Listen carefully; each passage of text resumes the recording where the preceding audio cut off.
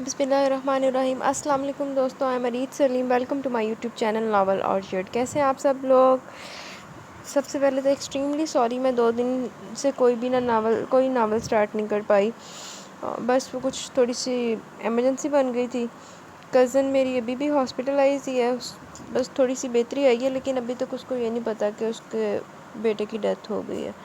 तो बस उसके लिए दुआएं खैर करें कि अल्लाह पाक उसको सेहत भी अता फ़रमाए और उसको सब्र अता फ़रमाए। जी तो गाइज़, आज हम स्टार्ट करने जा रहे हैं अपना न्यू नावल। तो पहले मैंने सोचा था कि एक नावल जो एक और था वो स्टार्ट कर लेते हैं, उसकी 2 एपिसोड थी, लेकिन फिर मैंने कहा नहीं, कंप्लीट नावल ही पढ़ते हैं, क्योंकि पता नहीं कल के लिए टाइम निकल पाएगा कि नहीं निकल पाएगा। तो इसीलिए मैंने ना कंप्लीट नावल स्टार्ट कर लिया। इंशाल्लाह पूरी कोशिश होगी कि कल भी टाइम निकाल सकूं। और परसों से तो वैसे आप लोगों के लिए सरप्राइज़ स्टार्ट होने वाला है, तो वो मैंने बता भी दिया। चले खैर, परसों से चांद रात से हम अपने स्पेशल टाइप के नावल पढ़ेंगे। तो ना अभी आज हम ये स्टार्ट करते हैं नावल फिर ज़िंदगी मुस्कुराई, रिटन बाय फरजाना मुगल। उससे पहले अगर आपने चैनल को सब्सक्राइब नहीं किया तो आप चैनल सब्सक्राइब कर लें और साथ में बेल आइकन भी प्रेस कर लें, ताकि हर आने वाली वीडियो आपको मिलती रहे। जी तो गाइज़, ये वाला जो नावल है ये हमारा एक फोर्स मैरिज बेस कह सकते हैं, या मतलब इसको ये जो डॉक्टर है, हीरो हीरोइन है ना हमारे, ये दोनों डॉक्टर हैं। ये कुछ इस तरह की स्टोरी है। पहले इन लोगों में बड़े क्लैशेस होने हैं, फिर इन लोगों में मोहब्बत हो जानी है, लेकिन फिर निकाह से पहले फिर वो हीरो साहब को पता चलना है कि मेरे भाई भी इसको पसंद करता है, हीरोइन को। तो फिर उसने कुछ चवल मारनी है, तो फिर हीरोइन ने उससे नाराज़ हो जाना है। इस तरह की ये स्टोरी है। तो होप सो आप सब इंजॉय करेंगे। तो आइए हम पढ़ते हैं अपना ये नावल। चले आइए स्टार्ट करते हैं अपना नावल। अस्पताल के लिए तैयार होकर वो नाश्ते के लिए डाइनिंग टेबल पर आ गई, लेकिन इसने सिर्फ एप्पल जूस का गिलास लिया और खड़े खड़े ही पीना शुरू कर दिया। सारा बेटे, बैठकर ठीक से नाश्ता करो। बाबा जान जलाल अहमद दुरानी ने नाश्ता करते हुए इसके जल्दी पर टोका था। अखबार की हेडलाइंस पढ़ते बिलाल अहमद दुरानी ने भी छोटी और लाडली बहन की जानिब देखा, लेकिन खामोश रहे। ये क्या करियो सारा, इत्मीनान से नाश्ता करो। समिया, जो अपने ही ध्यान में 6 साला समीर और 3 साला एनी को नाश्ता करवाने में मसरूफ़ थी, यकलख्त सुसर की आवाज़ पर इसकी जानिब मतवज्जा हुई। भाभी, ये जूस काफ़ी है, अस्पताल में कुछ खा लूँगी। आज हमारी मीटिंग है, मुझे ज़रा जल्दी पहुँचना है। सारा ने जूस का सिप लेते हुए जवाब दिया। ठीक है बेटा, लेकिन बैठो तो सही। बाबा जान ने शफ़क़त भरे अंदाज में इसे अपने साथ रखी कुर्सी पर बैठने का इशारा किया। सारा को खामोशी से बैठना पड़ा। सारा, मैं देख रहा हूँ कुछ दिनों से गुड़िया तुम काफ़ी अपसेट दिखाई दे रही हो। कोई प्रॉब्लम है तो बिला झिझक हमसे शेयर कर सकती हो। बिलाल अहमद ने अखबार से नज़रें उठाकर इस बार बहन की जानिब बकौर देखते हुए कहा, गो कि वो एक पक्के बिजनेसमैन थे, लेकिन अपने इर्द गिर्द से बेखबर नहीं रहते थे। सारा एक अपनी जगह दम बखुद रह गई। वो बात जो इसके लिए काफ़ी दिनों से परेशानी का बायस बनी हुई थी, कि अब इसके चेहरे से अयां होने लगी थी। इसका जहन तेज़ी से सोच रहा था। अरे सारा जलाल, ये क्या करने चली हो? ये सब तो तुम्हारी जानिब मतवज्जा हो गए हैं। तुम्हें खुद को संभाल कर हर कदम उठाना है, वरना तुम पहले कदम पर ही लड़खड़ा जाओगी। हिम्मत करो सारा, हिम्मत कर कि अब तुम्हारी बारी है। वो सोच कर रहेगी, आप लोग तो ख्वाम का परेशान हो रहे हैं, अस्पताल में काम ज़्यादा है इसलिए कुछ डिस्टर्ब हूँ, और तो कोई बात नहीं। सारा ने खुद को संभालते हुए फीकी सी मुस्कुराहट से इन सबको मुश्तरका जवाब दिया और जूस का आखिरी सिप लेते सबको खुदा हाफिज़ कहती वहाँ से भागी थी, क्योंकि इसके आंसू पलकों की बंद तोड़ने को बेताब थे। सारा अस्पताल पहुंची तो तमाम डॉक्टर्स कॉन्फ्रेंस रूम में जमा हो रहे थे। वो भी अपनी दोस्तों और कोलीग्स डॉक्टर सानिया काज़मी के साथ जाकर बैठ गई और इसके आज की होने वाली मीटिंग पर तबसरा करने लगी। असल में जदीद सहूलत से मज़य्यन प्राइवेट अस्पताल के मालिक और एडमिनिस्ट्रेटर सर्जन मज़हर अली शाह कुछ मेडिकल कोर्सेज़ के सिलसिले में 2 साल के लिए अपनी फैमिली समेत जर्मनी जा रहे थे, और इन 2 सालों के लिए वो अस्पताल की जिम्मेदारी किसी काबिल भरोसा शख्स के हवाले करके जाना चाहते थे, जो इनके बाद अस्पताल को बेहतर तरीके से संभाल सके। और आजकल अस्पताल में यही क्या सराहियाँ चल रही थी कि सर्जन मज़हर अली अपने अस्पताल में किसके हवाले ये जिम्मेदारी डालकर जाएंगे। मान कॉन्फ्रेंस रूम में सर्जन मज़हर अली के साथ सर्जन तैमूर मलिक दाखिल हुआ था। तैमूर मलिक, और यहाँ? सारा तहैये भरे अंदाज में बड़बड़ाई थी। हालांकि इन दोनों का प्रोफेशन एक था, इसे तैमूर मलिक को यहाँ देखकर तहैयर में मुब्तला नहीं होना चाहिए था। तैमूर अली ने सर्जन मज़हर अली शाह के साथ अपनी नशिस्त संभालते हुए यहाँ बैठे बहुत से सर्जन डॉक्टर्स में से सारा को ढूंढ ही लिया। नज़र का नज़र से तसादम हुआ। सारा नर्वस होकर नज़र चुराते हुए अपने पास बैठी डॉक्टर सानिया की जानिब मुतवज्जा हो गई। फिर कॉन्फ्रेंस रूम में बैठे तमाम सर्जन और डॉक्टर्स सर्जन मज़हर अली शाह की तकरीर की सिमत मुतवज्जा हो गए, जिसका खुलासा ये था कि وہ اپنے ہسپتال کو 2 سال کے لیے سرجن تیمور ملک کے حوالے کر کے جا رہے تھے، کیونکہ سرجن تیمور ملک سے ان کی دوستی اور شناسائی آج سے نہیں بلکہ نیو یارک میں رہائش کے دوران ہوئی تھی۔ سرجن مظہر علی شاہ اس سے عمر میں بھی اور پروفیشن کے لحاظ سے بھی کافی سینئر تھے، لیکن وہ سرجن تیمور ملک کی قابلیت سے بہت متاثر نظر آ رہے تھے۔ سرجن مظہر علی شاہ کے اس اعلان پر سارہ کو ایک شوق لگا تھا۔ اس نے اضطراب بھرے انداز میں ثانیہ کی سمت دیکھا۔ Take it easy Sara, doctor Sania نے اس کی کیفیت کو محسوس کرتے ہوئے سرگوشی کے انداز میں تسلی دی۔ اسی رات کو شہر کے مشہور ترین ہوٹل میں سرجن مظہر علی شاہ کے جانے اور سرجن تیمور ملک کی ہسپتال جوائن کرنے کے اعزاز میں ہسپتال کے اسٹاف نے دونوں کو ڈنر دیا تھا۔ وقت مقرر پر سارہ بھی ہوٹل پہنچ گئی۔ سیاہ شفون کے سرخ بارڈر والے سوٹ میں سیاہ سلکی لمبے بالوں کی چوٹی بنائے لائٹ سے میک اپ میں وہ سادگی کا پیکر نظر آ رہی تھی، لیکن اس سادگی میں بھی ایک چارم اور حسن پنہاں تھا۔ وہ اپنے کولیگز کے ساتھ الیکس کرتی ڈاکٹر ثانیہ کی سمت بڑھی تھی۔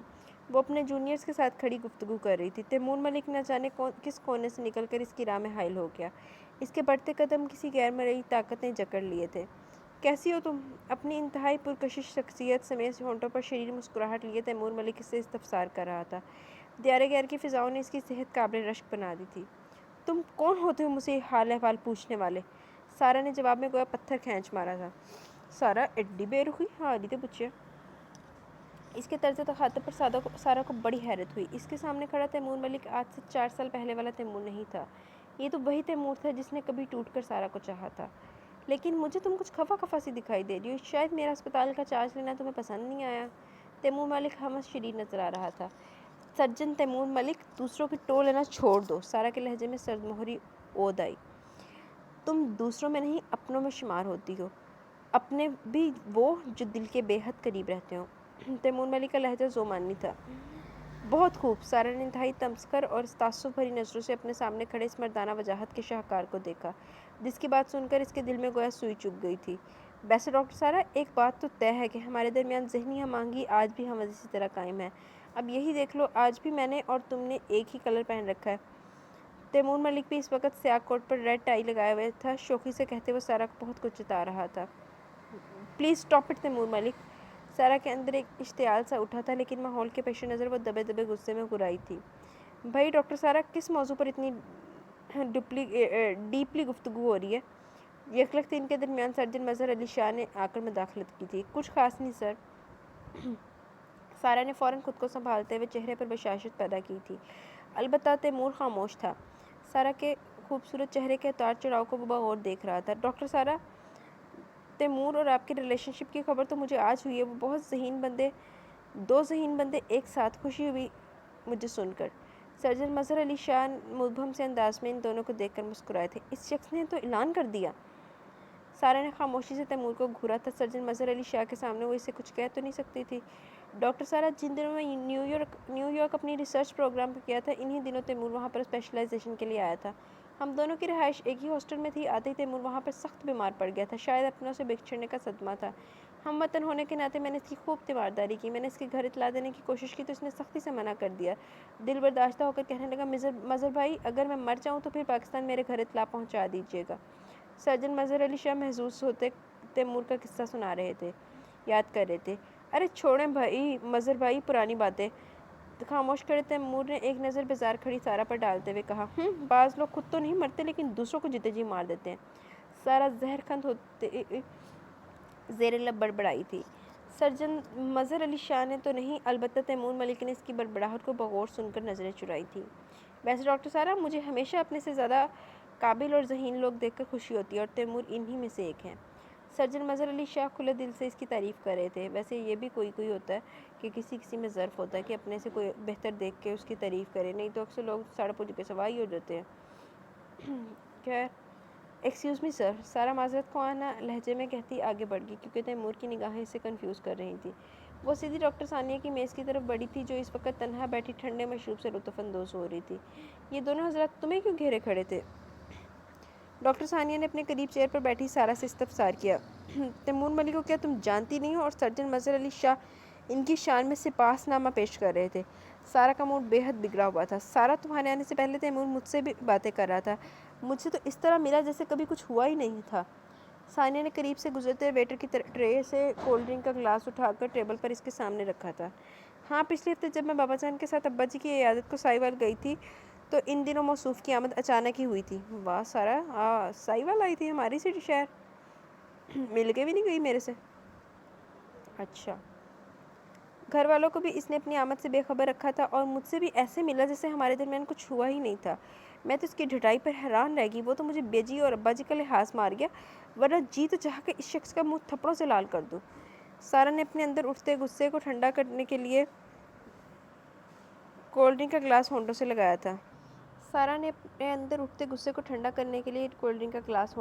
تھا۔ تیمور کو یہ اسپتال جوائن نہیں کرنا چاہیے تھا۔ ثانیہ نے اپنی رائے دی۔ میں یہاں نہ ہوتی تو شاید وہ ایسا نہ کرتا، لیکن وہ دانستہ یہاں آیا ہے، اور پھر سرجن مظہر علی شاہ سے دوستی الگ نکل آئی ہے، یہ ایک اور پلس پوائنٹ ہے۔ سارا جل کر گویا ہوئی۔ گھر پر آیا ملنے؟ ثانیہ کا لہجہ سوالیہ تھا۔ گھر پر تو نہیں، لیکن بابا جان اور بلال بھائی کے پاس آفس کیا تھا۔ وہی بتا رہے تھے کہ یہاں پر تو تیمور نے اپنے ذاتی اسپتال بنانے کے لیے زمین خرید لی ہے، اور کچھ ہی دنوں میں کنسٹرکشن کا کام بھی شروع ہو جائے گا۔ اسپتال کا پروجیکٹ خاصا وسیع ہے، اسے مکمل ہونے میں تقریباً 2-2.5 سال لگ جائیں گے۔ سارا نے حاصل شدہ معلومات اس کے گوش گزار کی تھی۔ پھر تو موصوف کی رہائش بھی آج کل ادھر ہی ہوگی، ثانیہ نے ہنکارا بھرتے ہوئے کہا۔ ہاں، ملک ہاؤس میں ہی رہے گا، اور کہاں جائے گا؟ لیکن ثانیہ اب میں کیا کروں؟ گو کہ وہ اندر سے خود کو اس سے مقابلے کے لیے تیار کر چکی تھی، لیکن اس وقت وہ بے حد دکھی دکھائی دے رہی تھی۔ خود کو ریلیکس رکھو، کیونکہ آنے والے حالات کا مقابلہ تمہیں ہمت سے کرنا ہوگا، ثانیہ نے اس کا حوصلہ بڑھاتے ہوئے تسلی دی تھی۔ ٹھیک کہہ رہی ہو تم، سارا نے اس کی بات کی تائید کرتے ہوئے گہرا سانس لیا۔ پھر ڈنر شروع ہو گیا۔ اس دوران دور کھڑے تیمور ملک کی نگاہوں کو خود پر مسلسل محسوس کر رہی تھی۔ کھانا بھی اسے ٹھیک سے نہیں کھایا جا رہا تھا۔ ڈنر ختم ہوا تو جواد احمد ثانیہ کا شوہر بھی ثانیہ کو لینے پہنچ گئے۔ ثانیہ کی دوست کی حیثیت سے جواد احمد سارا جلال کی بہت عزت کرتا تھا۔ سارا نے بھی ان کے ساتھ ہی جانے کا قصد کیا۔ ثانیہ کے ساتھ وہ بھی ہوٹل سے باہر نکل آئی۔ جواد احمد اور ثانیہ کو خدا حافظ کہہ کر وہ پارکنگ میں کھڑی اپنی کار کی سمت آ گئی تھی۔ سارا کار کا لاک کھولتے ہی یکلخت اسے اپنے عقب میں انتہائی گمبھیر و دلکش مردانہ آواز سنائی دی تھی۔ سرجن تیمور ملک، تم شاید بھول رہے ہو، میرا پورا نام ڈاکٹر سارا جلال احمد ہے۔ وہ بروفختہ ہوتی پلٹ کر گویا ہوئی گررائی تھی۔ وہ لب و لہجہ وہ کیسے بھول سکتی تھی؟ جانتا ہوں، کچھ بھی نہیں بھولا ہوں۔ اس کے انداز پر تیمور ملک کے اعصاب تن سے گئے۔ وہ لمبا چوڑا مرد اس دھان پان سی لڑکی کے آگے بے بس نظر آ رہا تھا۔ تو پھر اپنی حدود میں رہو، انڈرسٹینڈ؟ سارا نے اسے تنبیہ کرتے ہوئے اپنی کار کا دروازہ کھولا اور ڈرائیونگ سیٹ سنبھالتے ہوئے بڑی تیزی سے اس کے سامنے سے کار لے اڑی۔ بچھڑ کے تجھ سے جینا آ گیا ہے، ہمیں بھی زہر پینا آ گیا ہے۔ تیمور ملک کی نگاہیں اس کی دور ہوتی کار کو دیکھتی ہی رہ گئی تھی۔ یکلخت اس کے دل سے ایک دھواں سا اٹھا تھا۔ تیمور صاحب کیا کر دیا ایسا پاسٹ میں جو سارا بدی بلا نہیں پا رہی؟ ڈاکٹر سارا: اچھا جی، یہ مجھے لگتا ہے پاسٹ تو نہیں آنے والا۔ چلیں پڑھتے ہیں، دیکھتے ہیں پاسٹ ہے کہ حال ہے۔ وسیع اور ریس میڈیکل کالج کے لان میں اس وقت فارغ اسٹوڈنٹس ادھر ادھر ٹولیوں کی صورت میں نظر آ رہے تھے۔ کچھ تو خوش گپیوں میں مصروف اور کچھ اپنے سامنے کتابیں کھولے اسٹڈی میں مصروف تھے۔ ثانیہ کاظمی اور سارا جلال بھی لان کے ایک پرسکون گوشے میں بیٹھی تھی۔ ان دونوں کا بھی فری پیریڈ تھا۔ وہ دونوں اسکول کے زمانے کی گہری سہیلیاں تھیں۔ سارا کا شمار کالج کی ذہین طالبہ میں ہوتا تھا، جبکہ ثانیہ نارمل اسٹوڈنٹ تھی، لیکن سارا اسٹڈی کے معاملے میں اس کی ہر طرح مدد کرتی تھی۔ نارمل اسٹوڈنٹ ہو کے بھی ڈاکٹر بن رہی؟ اچھا جی۔ اس وقت بھی سارا بک پہ بنے انسانی ڈھانچے پر اسے کچھ ضروری پوائنٹ سمجھا رہی تھی، اور یہ لیکچر ڈاکٹر خالد صدیقی کا تھا، جو کبھی ثانیہ کی سمجھ میں نہیں آتا تھا۔ اب آیا سمجھ میں؟ سارا نے اپنے سامنے رکھی بک بند کرتے ہوئے ثانیہ کی سمت دیکھا، جس کے چہرے پر اب بیزاری قدرے کم نظر آ رہی تھی۔ مان ان دونوں کو سامنے سے آتا تیمور ملک اور فرسٹ ایئر کی زیبا علی دکھائی دیے۔ سارا نے تو ان دونوں کو نظر انداز کر دیا، جبکہ ثانیہ بڑی دلچسپی سے اس کی سمت دیکھنے لگی۔ وہ دونوں اسے کچھ فاصلے پر ایک گھنے درخت کے سائے میں کھڑے ہو گئے۔ بس بہت ہو چکا، وہ موصوف تمہاری یہ حرکت دیکھ کر اور اکڑ جائیں گے۔ سارا نے ثانیہ کو اس کی سمت یکٹک دیکھنے پر ٹوکا تھا۔ تم بھی دیکھ لو، میری طرف سے کوئی پابندی نہیں ہے۔ ثانیہ شریر ہوئی۔ وہ جانتی تھی کہ سارا کو تیمور سے بے حد چڑ ہے۔ خیر، یہ سارا کا پرابلم تھا، لیکن تیمور ملک اپنی بے تحاشا ذہانت کی وجہ سے اس کالج کے تمام اساتذہ کا منظور نظر تھا۔ مجھے کوئی شوق نہیں، سارا نے اسے گھورا تھا۔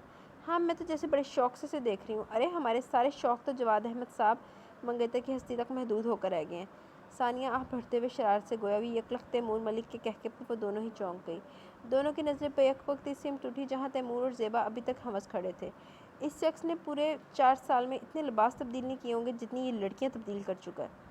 سارا کو تیمور کا کہکا بے حد ناگوار گزرا تھا۔ وہ سمجھ گئی تھی کہ تیمور انہیں اپنی جانب متوجہ کرنا چاہتا ہے۔ تم کیوں جیلس ہو رہی ہو؟ ثانیہ نے اسے چھیڑا تھا۔ میں جیلس نہیں ہو رہی، بلکہ تمہیں حقیقت بتا رہی ہوں۔ تیمور ملک اپنے دونوں بڑے بھائیوں سے بے حد مختلف ہے۔ وہ متانت سے گویا ہوئی، تم اسے بچپن سے جانتی ہو لیکن پھر بھی اسے پہچان نہیں پائی ہو۔ اصل میں سارا جو تم دیکھ رہی ہو حقیقت اس کے برعکس ہے۔ 4 سال سے تیمور ملک ہمارا کلاس فیلو، لیکن کبھی اس نے اپنی کلاس کی کسی لڑکی کے ساتھ مس بہیو نہیں کیا۔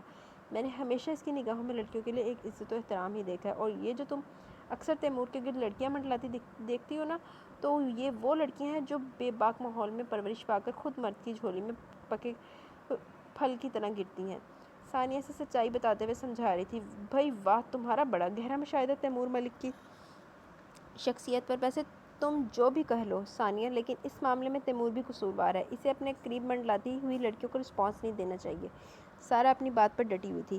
ٹھیک ہے، میں تیمور تک تمہارا پیغام پہنچا دوں گی۔ ثانیہ کا انداز شریر تھا۔ بکو مت، پیریڈ شروع ہونے والا ہے۔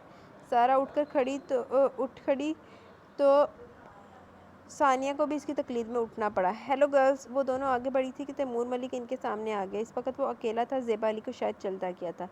کہاں تھے تیمور؟ صبح سے کوئی پیریڈ اٹینڈ نہیں کیا؟ ثانیہ نے اس سے کلام کرنے میں پہل کی۔ اس کے خیال میں یہ سراسر بد اخلاقی تھی کہ کوئی آپ سے مخاطب ہو اور آپ اسے نظر انداز کر کے آگے بڑھ جائیں۔ دیکھ بھی لیا ہے کہ موصوف کس مشکلے میں مصروف تھے، پھر بھی پوچھا جا رہا ہے۔ ساتھ کھڑی سارا نے تیمور کو نظر انداز کیا، دل ہی دل میں ثانیہ پر چڑھائی کر دی۔ کچھ گھر پر کام تھا، تیمور نے گہری نظر سارا پر ڈالتے اختصار سے کہا تھا، اور ڈاکٹر خالد کے لیکچر کے بارے میں استفسار کرنے لگا۔ ان کی کلاس کا شریر گروپ کاشف کی سربراہی میں تیمور اور سارا کو مانی خیز نگاہوں سے دیکھتا قریب سے گزرا۔ گو کہ ان لوگوں نے کبھی کوئی بڑی شرارت نہیں کی تھی، لیکن ان کی نظریں سارا کو ہمیشہ آنکھ لگا دیتی تھی۔ اس وقت بھی یہی ہوا۔ تم یہاں محفل لگا کر کھڑی ہو، میں جا رہی ہوں۔ سارا ثانیہ کو جھاڑ پلاتی بڑی تیزی سے آگے بڑھ گئی۔ اسے کیا ہوا؟ تیمور ملک واقعی ثانیہ کے ساتھ باتوں میں لگ گیا تھا۔ اسے نہیں معلوم کہ ارد گرد کیا ہو رہا تھا۔ اس نے بڑی حیرت سے ثانیہ سے استفسار کیا۔ معلوم نہیں، پوچھتی ہوں جا کر۔ ثانیہ نے اس وقت وجہ تیمور ہی سمجھی تھی۔ تیمور کو کہہ کر وہ بھی سارا کے تعاقب میں گئی، لیکن تیمور ملک کو سراسر ہی اپنی توہین محسوس ہوئی تھی۔ چلو جی تیمور صاحب، ایڈی توہین والی کیڑی گل ہے؟ ایک کڑی نہیں انٹرسٹڈ گل کرن دے وچ تے ضرور وہ پیچھے مردے جانا۔ اچھا جی۔ ملک مقبول اور جلال احمد درانی دونوں بہترین دوست تھے۔ دونوں کا آبائی شہر سائیوال تھا، مائی بیلاؤڈ سٹی۔ ملک مقبول ایک زمیندار گھرانے سے تعلق رکھتے تھے۔ وہ میٹرک کے بعد ہی اپنی زمینداری سنبھالنے لگے۔ جلد ہی ان کی شادی بھی ہو گئی، جبکہ جلال احمد اعلیٰ تعلیم کے حصول میں لگ گئے۔ تعلیم مکمل کرنے کے بعد انہوں نے لاہور میں اپنا ذاتی بزنس سیٹ کیا، اور اس کے بعد انہوں نے شادی کی کہ وہ دونوں دوست بھاگتی دوڑتی زندگی میں مصروف ہو چکے تھے، لیکن ان لوگوں کی دوستی میں آج بھی کوئی فرق نہیں آیا تھا۔ ملک مقبول 3 بیٹوں کے باپ تھے۔ بڑے بیٹے محمود ملک کی شادی کر چکے تھے۔ دوسرے نمبر پر منصور ملک تھے، جو اپنی محبت کی بے وفائی کے بعد شادی پر کسی بھی طرح آمادہ نہیں تھے، حالانکہ اس قصے کو 5-6 سال کا عرصہ گزر چکا تھا۔ پورے خاندان میں یہ قصہ مشہور تھا، اور سب سے چھوٹا تیمور ملک تھا۔ جلال احمد درانی 2 بچوں کے باپ تھے۔ بڑے بیٹے بلال احمد کی شادی کر چکے تھے۔ بلال احمد سے چھوٹی سارا تھی۔ اب یہ دونوں بچے ہی ان کی کائنات تھے، کیونکہ شریک حیات چند سال پہلے ہی داغ جدائی دے چکی تھی۔ آج بھی ملک مقبول اپنے بیٹے منصور ملک کے ساتھ جلال احمد درانی سے ملنے آئے ہوئے تھے۔ منصور ملک آرمی میں میجر تھے، اور ان کی پوسٹنگ لاہور میں تھی۔ وہ سائیوال سے جب بھی بیٹے کے پاس آتے تو جلال احمد درانی کے پاس ضرور قیام کرتے، اور یہی حال جلال احمد درانی کا تھا۔ جب انہیں بھی کبھی اپنی مصروفیات سے ٹائم ملتا تو وہ بھی دوست سے ملنے سائیوال پہنچ جاتے۔ وہ لوگ ڈرائنگ روم میں محفل لگائے بیٹھے تھے۔ سمیہ ان کی خاطر مدارت میں لگی ہوئی تھی۔ سارا کالج سے گھر آئی تو وہ بھی ڈرائنگ روم میں ان سے ملنے پہنچ گئی۔ ملک مقبول اسے ہمیشہ کی طرح بڑی شفقت اور محبت سے ملتے تھے۔ وہ خود بیٹی کی نعمت سے محروم تھے، اور سارا کو انہوں نے ہمیشہ اپنی بیٹی سمجھا تھا۔ منصور ملک کی بھی سارا سے بہت اچھی لائق تھی، اور پھر سارا کو بھی سنجیدہ اور سوبر سے منصور ملک ہمیشہ بلال احمد درانی کی طرح ہی دکھائی دیتے تھے۔ وہ ان کا بے حد احترام کرتی تھی۔ ان کے کالج میں سالانہ فنکشن تھا۔ سارا نے ایک اسٹائلش سا سیاہ سوٹ سلور بارڈر والا زیب تن کیا ہوا تھا۔ اپنی تیاری میں اس نے سادگی کا خاص خیال رکھا تھا، لیکن حسن لاکھ پردوں میں چھپانے سے بھی نہیں چھپتا۔ وہ کالج پہنچی تو ثانیہ نے اس کی تیاری کو بڑی مانی خیز نگاہوں سے دیکھتے سراہا تھا۔ خود وہ بھی میرون سوٹ میں بے حد اچھی لگ رہی تھی۔ فنکشن میں اب بھی شروع نہیں ہوا تھا، اس لیے تمام اسٹوڈنٹس کالج کے وسیع لان میں ادھر ادھر ٹولیوں کی صورت میں کھڑے تھے۔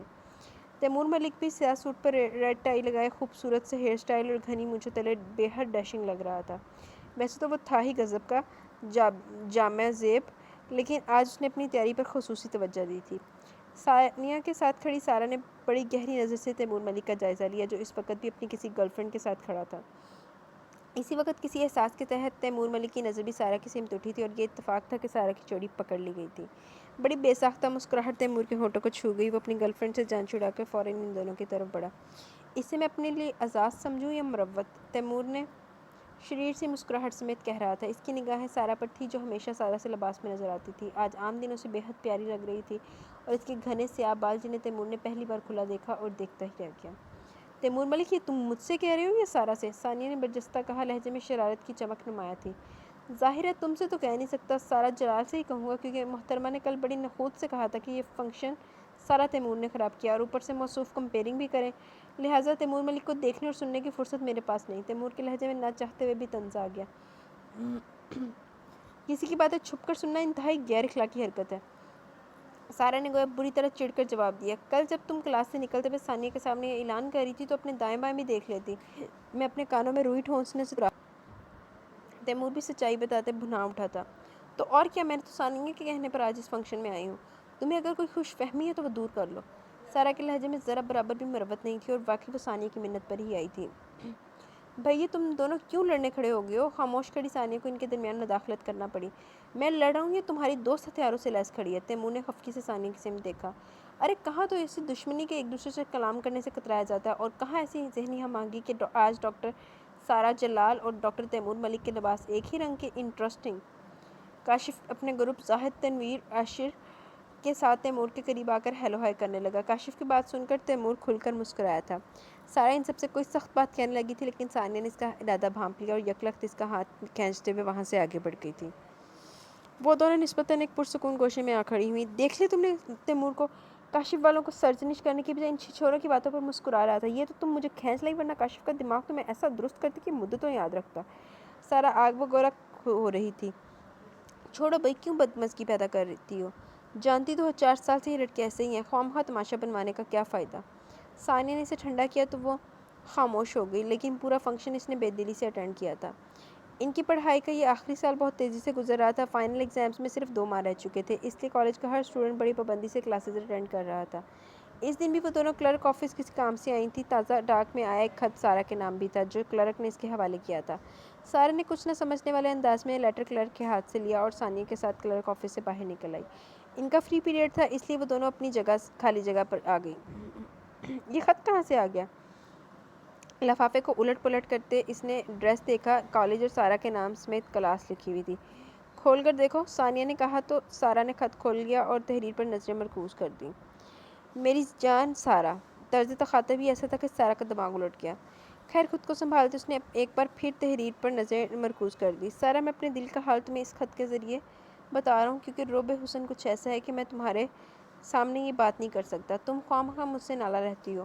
میں تمہیں بہت شدتوں سے چاہتا ہوں، میری محبت کا یقین کرو، تم واحد لڑکی ہو جس سے میں نے محبت کی ہے۔ میں تمہارا دیوانہ ہوں سارا، میری محبت کو دل لگی نہ سمجھنا، صرف تمہارا تیمور ملک۔ اوہو، خط آیا ہے۔ خط پڑھ کر سارا کے چہرے پر ایک رنگ آ رہا تھا اور ایک جا رہا تھا۔ اپنے غصے کو ضبط کرتے اس نے خط ثانیہ کی سمت بڑھایا، جو اس کے چہرے کے رنگ دیکھ کر حیران ہو رہی تھی۔ یقین نہیں آ رہا یہ حرکت تیمور نے کی ہے۔ خط پڑھ کر ثانیہ نے سنجیدگی سے اس کی سمت دیکھا۔ کیا یہ رائٹنگ تیمور کی نہیں ہے؟ سارا کا لہجہ پھاڑ کھانے والا تھا۔ ہاں، یہ رائٹنگ تیمور کی ہے، لیکن ثانیہ کے دل اس حقیقت کو ماننے سے انکاری تھا، گو کہ اس نے سارا کے سامنے حامی بھری تھی، لیکن خود وہ اندر سے مطمئن نہ تھی۔ میں اس شخص کا حشر بگاڑ دوں گی، اس کی ہمت کیسے ہوئی ایسی چیپ حرکت کرنے کی؟ سارا کے اندر ایک اشتعال سا اٹھا تھا۔ سارا، تمہارا غصہ اپنی جگہ ٹھیک ہے، لیکن اگر تم کچھ دن خاموش ہو جاؤ تو ہو سکتا ہے تمہارا رسپانس نہ پا کر تیمور کھل کر سامنے آ جائے۔ ثانیہ نے بڑی نرمی سے سمجھایا تھا۔ ثانیہ، یہ تو سراسر ہم اسے ڈھیل دے رہے ہیں۔ سارا غصے بھرے انداز میں چڑ کر گویا بھی، ڈھیل نہیں دے رہے، بلکہ ہم اس کا دوسرا سٹیپ دیکھیں گے، تم ایسی بن جاؤ جیسے کچھ ہوا ہی نہیں ہے۔ ثانیہ کا انداز ہمس نرمی بھرا تھا۔ اوکے، سارا کو اس کی بات سے اتفاق کرنا ہی پڑا تھا۔ آج 1 ہفتہ گزر گیا تھا خط والے واقعے کو، تیمور کی طرف سے خاموشی تھی، اور یہ خاموشی سارا کو بہت کھٹک رہی تھی، اور یہ اتفاق تھا کہ آج ثانیہ کی طبیعت خرابی کی وجہ سے کالج نہیں آئی تھی، اور آج ہی کلرک آفس کے پیئن نے دوسرا خط لا کر سارا کے ہاتھ میں تھما دیا۔ بریک ٹائم تھا اور سارا کالج اس کے لان میں موجود تھی۔ اس نے فوراً خط کھولا۔ خط کی تحریر پہلے خط کی طرح ہی تھی، لیکن اس خط میں اس کے حسن کے قصیدے بہت پڑھے گئے تھے۔ وہ تو کانوں کی لو تک سرخ ہو گئی۔ فوراً اس نے اپنے ہینڈ بیگ سے سیل فون نکال کر ثانیہ کو صورتحال بتانے کا سوچا، لیکن وہ پھر تیمور کا فیور کرے گی اس بات کو سوچ کر ثانیہ نے اپنا ارادہ ملتوی کر دیا۔ سارا باجی، کوئی پنگا نہ پالی۔ تیمور ملک تم سے نپٹنے کے لیے تو میں ہی کافی ہوں، خواہ میں نے اتنے دن لگا دی، مجھے تو پہلے خط میں ہی تمہیں پکڑ لینا چاہیے تھا۔ نہ جانے ثانیہ کو تمہیں کون سی اچھائی نظر آتی ہے۔ اس نے تیمور کی تلاش میں ادھر ادھر نظریں دوڑائیں، لیکن وہ اسے کہیں نظر نہیں آیا۔ مان اس کے ذہن میں ایک کوندا سا لپکا اور اس نئی سوچ پر وہ بے حد مطمئن ہو گئی۔ اور پھر اسی شام وہ ملک ہاؤس میں منصور ملک کے سامنے یہ مسئلہ لے کر بیٹھی تھی۔ یہ خط تیمور نے آپ کو لکھے ہیں؟ منصور ملک نے دونوں خط باری باری پڑھنے کے بعد ایک تفکر آمیز انداز میں سارا کی سمت دیکھا۔ جی، آپ کو یہ بات میں نے اس لیے بتائی کہ کالج میں تیمور سے پوچھ کر میں اپنا تماشا نہیں بنوانا چاہتی تھی، اور دوسری اہم بات کہ اس واقعے کا ذکر میں بابا جان سے بھی کر سکتی تھی، لیکن اس سے بابا جان اور عقل مقبول کی دوستی میں دراڑ آ جاتی۔ اصل میں تیمور نے مجھے کالج کی ان لڑکیوں میں شمار کر رکھا ہے جن سے وہ آئے دن اپنی دوستیاں بدلتا رہتا ہے۔ میں نے اس معاملے میں اسے رسپانس نہیں دیا تو اس نے یہ راستہ اختیار کیا۔ سارا نے ان سے نرمی سے بات کرتے ہوئے تیمور کا سارا کچا چھٹا کھول دیا۔ تیمور اور اس طرح کی حرکتیں، ان تینوں بھائیوں کی تربیت میں ان کے والدین نے ایک خاص توجہ رہی تھی۔ پھر تیمور کیسے بگڑ گیا؟ منصور تو سارا کے منہ سے اس کے کارنامے سن کر دنگ رہ گئے تھے۔ وہ ایک بے یقینی کے عالم میں ہاتھ میں پکڑے خطوط دیکھ رہے تھے، لیکن رائٹنگ تیمور ملک کی ہی گواہی دے رہی تھی۔ منصور لالا، میں آپ کو یہاں پریشان کرنے نہیں آئی ہوں، صرف آپ سے اتنی ریکویسٹ ہے کہ تیمور کو سمجھا دیں۔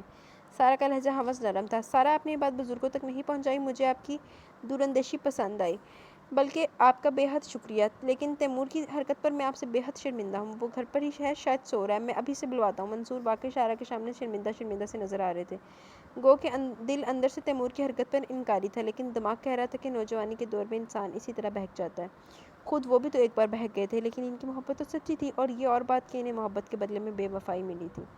اپنے گیٹ مین کو آواز دے کر انہوں نے فوراً تیمور کو بلایا، اور 10 منٹ بعد ہی تیمور بے داغ شکن آلود سفید کرتا شلوار میں نیند سے جاگی سرخ ڈوروں والی آنکھوں سمیت ڈرائنگ روم میں داخل ہوا تھا، لیکن سارا کو دیکھ کر وہ دہلیز پر ہی ٹھٹک کر رک گیا۔ یہ یہاں کیوں آئی ہے؟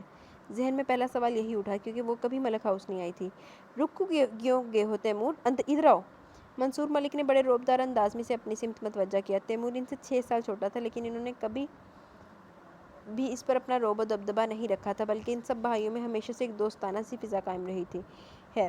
اس لیے اس وقت تیمور نے ان کے انداز کو بہت محسوس کیا۔ وہ خاموشی سے آ کر ان کے برابر صوفے پر ٹک گیا، لیکن اس کی چھٹی حس کسی انہونی کا اشارہ دے رہی تھی۔ یہ لو پڑھو۔ منصور نے اسپاٹ لہجے میں کہتے ہوئے دونوں خطوط تیمور کے حوالے کیے۔ تیمور نے کچھ استفسار کرنے کی بجائے باری باری دونوں خط پڑھے، لیکن ہینڈ رائٹنگ کو بغور دیکھتے اور نیچے اپنا نام دیکھ کر ایک لمحے کے لیے تو اس کی سوچنے سمجھنے کی قوت مفلوج ہو گئی۔ چہرے کا رنگ متغیر ہو گیا۔ اب آیا اونٹ پہاڑ کے نیچے۔ سارا نے بغور اس کی سمت دیکھا۔ یہ سب کیا ہے لالا؟ قدرے خود کو سنبھالتے تیمور نے فوراً کہا، مجھ سے کیا پوچھو؟ جب یہ چیپ حرکت کی تھی تو کم از کم سارا کو تو ان لڑکیوں میں شمار نہ کرتے جن سے پورے کالج میں تمہارے افیئرز مشہور ہیں۔ یہی سوچ رہے تھے کہ وہ ابا جی کے عزیز کی بیٹی ہے، کچھ اسی بات کا پاس رکھ لیتے۔ منصور ملک نے کوئی لحاظ نہیں رکھا تھا، اور ان کا لہجہ اچھا خاصا ملامتی تھا۔ لالا، آپ کا مطلب ہے کہ یہ خط سارا کو میں نے لکھے ہیں؟ ہمارے صدمے کے تیمور کا برا حال تھا۔ ہینڈ رائٹنگ تمہاری ہے، نام تمہارا، پھر یہ سوال کر کے تم کیا ثابت کرنا چاہتے ہو؟ سارا کا شکریہ ادا کرو کہ جس نے یہ بات بڑوں تک نہیں پہنچائی۔ یہاں بھی وہ تمہارا بھرم رکھ گئی۔ منصور کو واقعی غصہ آ گیا۔ انہوں نے انتہائی غصیلی نظروں سے بھائی کی سمت دیکھا۔ لالا، میں نے کچھ نہیں کیا، یہ کسی نے میرے خلاف سازش کی ہے۔ انہیں کوئی ضرورت نہیں میرا بھرم رکھنے کی، بے شک یہ بڑوں تک یہ بات پہنچا دیں، مجھے اسے کوئی فرق نہیں پڑتا۔ جب میں نے یہ کام کیا نہیں تو میں ڈروں کیوں؟ اسے بھی بے حد غصہ آ گیا تھا۔ سارا کو اس نے بڑی خونخوار آنکھوں سے دیکھا۔ تیمور، آواز دھیمی رکھو۔ منصور نے اسے تنبیہ کرتے ہوئے گھورا۔ لالا، میرا یقین کریں، میں یہ چیپ کام نہیں کیا۔ تیمور نے دھیمے لہجے میں، ایک بے بسی تھی سارا کی وجہ سے وہ اپنے بھائی کی نظروں میں گرا، یہی صدمہ اسے مارے جا رہا تھا۔ اچھا، کالج میں یہ جو ہر روز ایک نئی لڑکی سے تمہارا افیئر چلتا ہے، اسے کیا کام کہوگے؟ اچھا یا برا؟ منصور سختی سے کہتے انتہائی طنزیہ انداز میں گویا ہوئے، سارا، تمہیں کوئی حق نہیں تھا لالا تک میری پرسنل باتیں پہنچانے کا۔ اس بات پہ تو وہ بفر اٹھا تھا۔ سارا کو اس نے شعلہ بار نگاہوں سے دیکھا تھا۔ اور تم جو چاہے میرے ساتھ کرتے رہو، میں بھی زبان نہ کھولوں؟ سارا بھی چند لمحوں کے لیے منصور کی موجودگی فراموش کرتے تب اٹھی تھی۔ میں نے کون سی تمہاری شان میں گستاخی کی ہے؟ میں تو تم سے بات کرنا پسند نہیں کرتا، کجا یہ محبت نامے کیوں لکھوں گا؟ تیمور نے بمشکل اپنے اشتعال کو دبایا تھا، اس کا لہجہ انتہائی زہر خند تھا۔ تیمور، تمہیں تو میرا بھی لحاظ نہیں، کالج میں نہ جانے تم سارا کے ساتھ کیا سلوک کرتے ہوگے، ایک لمحے میں یہ کمرہ چھوڑ دو۔ ان دونوں کو ایک دوسرے کے ساتھ الجھتے دیکھ کر تیمور ملک کو مداخلت کرنی پڑی تھی۔ دبے دبے غصے میں گویا وہ دھاڑے تھے۔ منصور ملک کی دھاڑ پر وہ دونوں ہی چونک اٹھے تھے۔ تیمور صوفے سے اٹھا اور اس پر ایک قہر برساتی نگاہ ڈال کر لمبے لمبے ڈگ بھرتا ڈرائنگ روم سے باہر نکل گیا، اور سارا نے اپنے دونوں ہاتھوں میں سر تھام لیا۔ تیمور ملک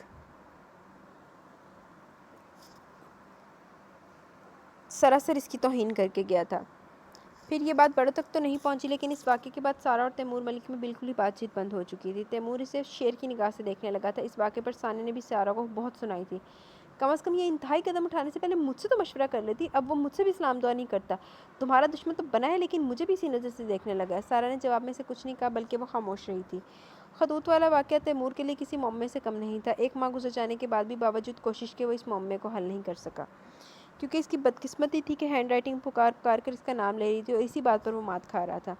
ان کی کلاس کا آخری پیریڈ تھا۔ تیمور کو لائبریری سے کوئی کتاب ایشو کروانا تھی، اس لیے وہ لائبریری کی سمت آ گیا۔ ان کی کالج کی لائبریری کافی وسیع تھی۔ لائبریری کے 2 دروازے تھے اور اس کے وسط میں لمبے چوڑے کتابوں کے ریک بنا کر اسے 2 حصوں میں تقسیم کیا گیا تھا۔ وہ لائبریری کے پہلے حصے میں داخل ہوا تو سامنے ہی وہ دشمن جان ثانیہ کے ساتھ بیٹھی کتاب کھولے کسی بحث میں الجھی ہوئی تھی۔ لائبریری کے انچارج بھی اس وقت وہاں موجود نہیں تھے، سوائے ان دونوں کے لائبریری کے دوسرے حصے میں بھی مکمل خاموشی تھی، جس کا مطلب تھا کہ وہاں بھی کوئی اسٹوڈنٹ نہیں بیٹھا۔ وہ سارا اور ثانیہ کو نظر انداز کرتا ہوا کتابوں کے ایک ریک کی جانب بڑھ گیا۔ ان دونوں نے بھی ہٹ پر دیکھا۔ تیمور جیسا ہی رسپانس دے کر کتاب پر جھک گئی۔ تیمور کو اپنی مطلوبہ کتاب ڈھونڈتے ہوئے بھی ابھی 5 منٹ ہی ہوئے تھے کہ دوسری طرف سے یکلخت کاشف اور اس کے دوستوں کی آمد ہوئی۔ نہ جانے وہ چاروں کس بات پر محظوظ ہوتے کہکے لگا رہے تھے، اور ان کے کہکوں پر اس طرف وہ تینوں ہی ڈسٹرب ہوئے تھے۔ یار زاہد، ان خطوط کے بعد تو تیمور اور سارا میں جیسے ٹھن گئی ہے۔ 1 ماہ سے تو ان دونوں کو ایک دوسرے سے بات کرتے ہوئے بھی نہیں دیکھا۔ یہ لگتا ہے یار ہمارا مذاق سیریس ہو گیا ہے۔ یہ آواز کاشف کی تھی، وہ کافی زور سے بول رہا تھا۔ ایک بم تھا جو تیمور، سارا اور ثانیہ کے سروں پر بیک وقت پھٹا تھا۔ اس انکشاف پر وہ تینوں اس وقت ایک دوسرے کی سمت حیرت سے دیکھ رہے تھے۔ پھر تیمور نے ان دونوں کو چپ رہنے کا اشارہ کیا تاکہ مزید ان لوگوں کی باتیں سنی جائیں۔ مذاق تو سیریس ہونا ہی تھا جب زاہد نے پورے 1 ماہ کی مشق کے بعد تیمور کی ہینڈ رائٹنگ کی نقل کی ہے۔ تنویر نے اس کی محنت کو سراہا۔ ہا ہا ہا۔ دوسری طرف ایک بار پھر کہکوں کی مشترکہ بارش ہوئی تھی۔ ویسے دوستوں، ہم سے کچھ غلط نہیں ہو گیا؟ کاشف کے ضمیر نے آج ملامت کر ہی ڈالی تھی۔ ارے کیا اب تم تیمور اور سارا کو یہ بتاؤ گے کہ خط ہم نے لکھے تھے؟ یار کبھی ایسی غلطی کر بھی نہ دینا، جو ہو گیا سو ہو گیا۔ پہلے کون سے تیمور اور سارا کے تعلقات اچھے تھے؟ زاہد، عاشر اور تنویر تینوں بیک وقت کاشف پر چلا اٹھے تھے، اور اسی بحث میں الجھے وہ چاروں لائبریری کے دوسرے دروازے سے باہر نکل گئے تھے۔ اور ادھر دوسری طرف تیمور، سارا اور ثانیہ نے گویا سانس روک کے ان چاروں کی تمام گفتگو سنی تھی۔ سارا تو اس وقت چور سی بن گئی۔ جی سارا جلال، اب کیا کہتی ہیں آپ؟ حقیقت تو آپ نے اپنے کانوں سے سن لی ہے۔ تیمور بے حد خوش اور انتہائی ریلیکس انداز میں اس کے مقابل کرسی پر بیٹھ گیا تھا، لیکن اس کا لہجہ سراسر سارا کا تمسخر اڑا رہا تھا۔ تیمور، کاشف والوں نے انتہائی گری ہوئی حرکت کی ہے۔ ان لوگوں کو کوئی حق نہیں تھا کہ وہ تمہارے اور سارا کے درمیان غلط فہمی پیدا کریں۔ ثانیہ نے سارا کی خاموشی دیکھتے ہوئے فوراً کہا، میں کاشف اور اس کے دوستوں کا حشر بگاڑ دوں گی۔ سارا کو بے حد طیش آ رہا تھا، وہ تیمور سے نظر نہیں ملا پا رہی تھی۔ جی ہاں، دوسروں کا حشر بگاڑنے میں تو تمہارا کوئی جواب نہیں۔ تیمور نے بغور اس کی سمت دیکھتے طنزیہ انداز میں چوٹ کی تھی۔ سارا نے چونک کر اس کی سمت دیکھا، یہ چوٹ اس کی انا پر لگی تھی۔ وہ بلبلا کر رہ گئی۔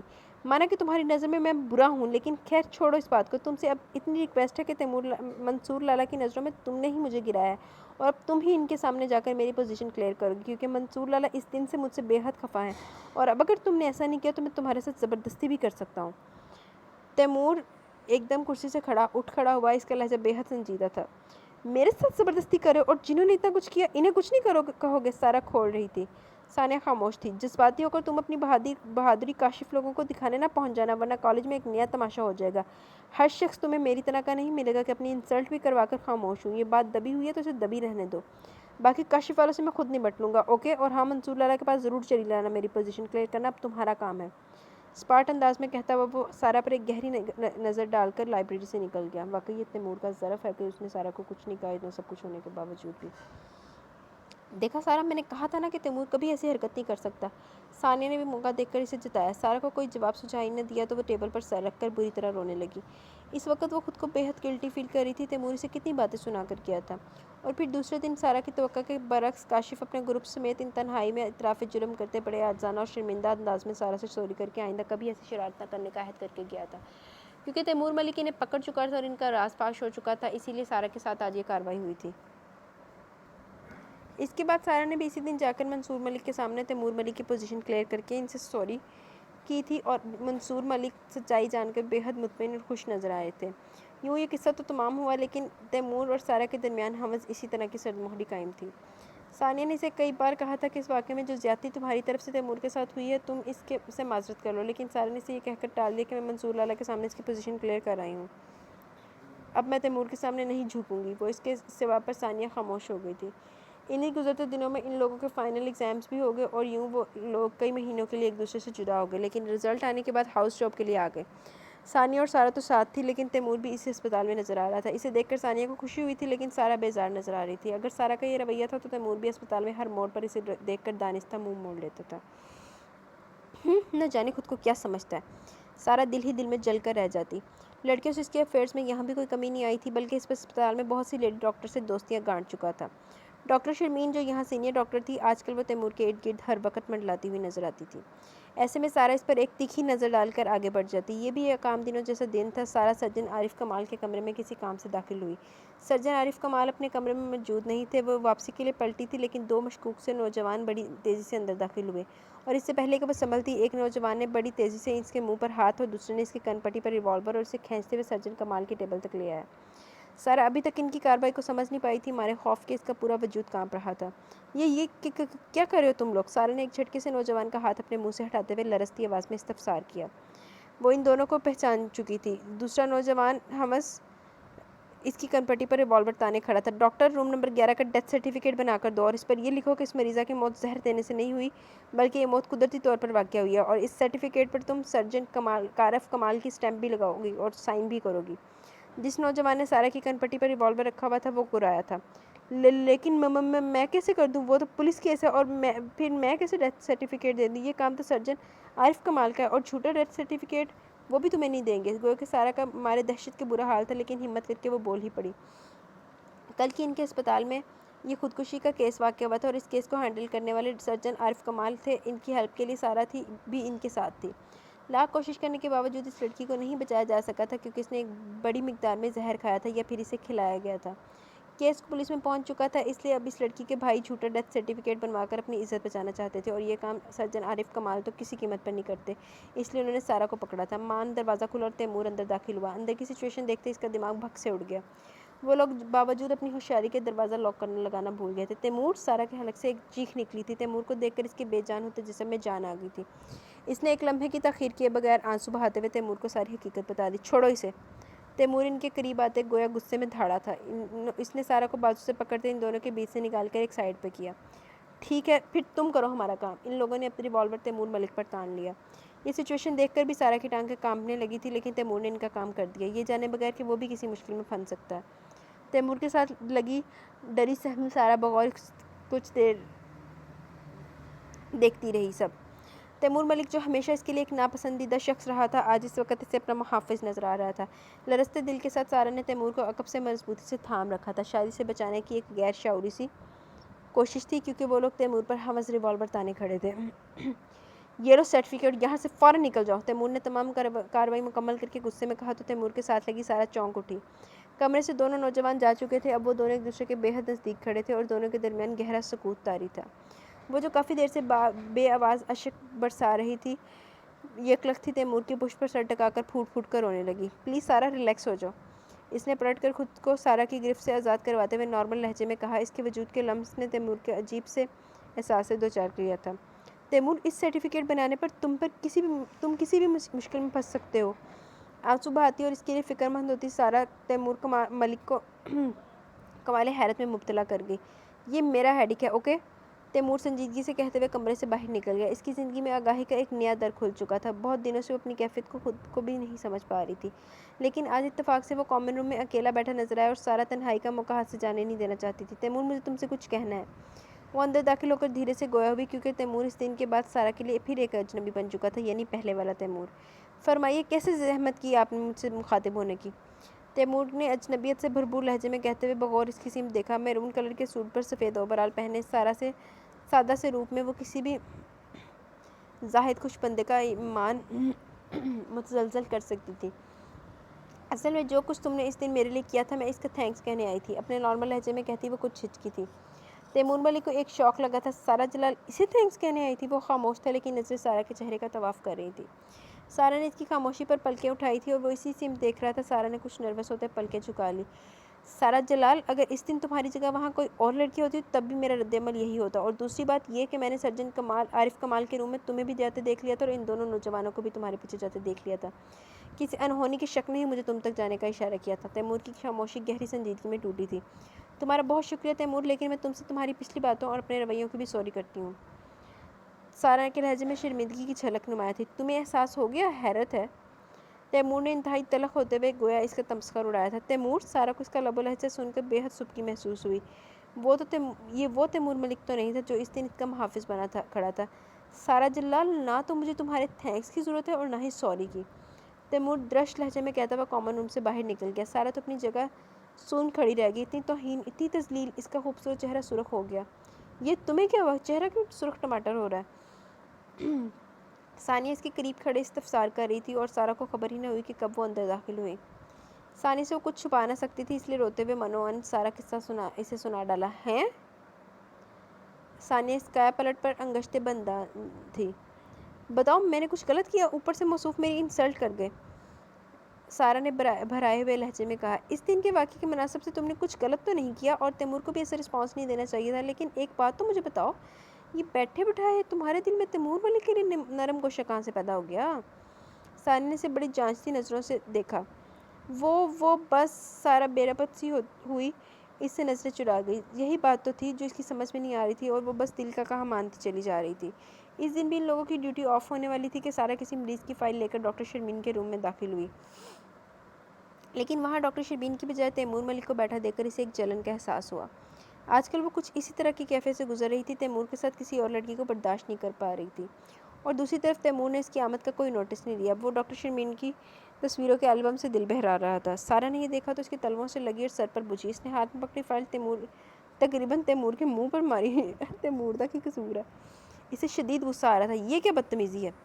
فائل سے پیپر نکل کر میز پر ادھر ادھر بکھر گئے۔ تیمور نے اسے کھا جانے والی نظروں سے دیکھا۔ تم کون سا تمیز والا کام کر رہے ہو؟ وہ چڑیل تمہارے سامنے نہیں تو اس کی تصویروں سے دل بہلا رہے ہو؟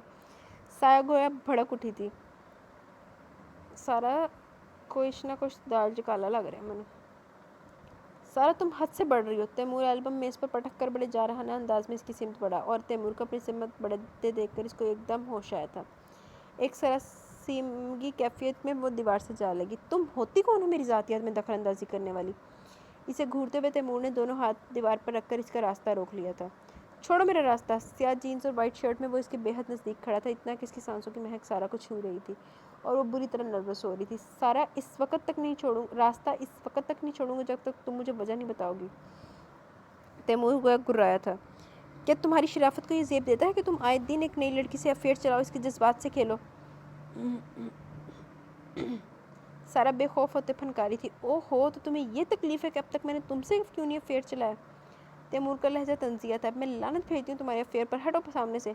سارا بظاہر گرجی تھی، لیکن تیمور کے تیور دیکھ کر وہ دل ہی دل میں بری طرح سے گھبرا گئی تھی۔ سارا جلال، بہت مقروض ہو تم میری، میں چاہوں تو اس وقت تمام قرض سود سمیت تم سے وصول کر سکتا ہوں۔ تیمور کا لہجہ سخت لیکن معنی خیز تھا۔ کیا بکواس کر رہے ہو تم؟ میں اپنی جان دے دوں گی؟ سارا تو پوری جان سے کانپ اٹھی، یکلخت تھی، وہ ہاتھوں میں چہرہ چھپا کر پھوٹ پھوٹ کر رونے لگی۔ اس وقت وہ واقعی تیمور سے خوفزدہ ہو گئی تھی۔ تو یہ جان مجھ پر دے دو، میں بہت سنبھال کر رکھوں گا۔ تیمور کے لب و لہجے میں ایک نرمی، ایک لگاوٹ اتر آئی، لیکن دیوار پر دونوں ہاتھ ہوس جمائے کھڑا تھا۔ سارا کو اس کا لہجہ چونکا گیا، لیکن وہ ہوس آنسو بہا رہی تھی۔ میری بات سنو سارا، اگر میری محبت نے تمہیں پگلا ہی دیا تو پھر یہ انا کی دیوار کیسی؟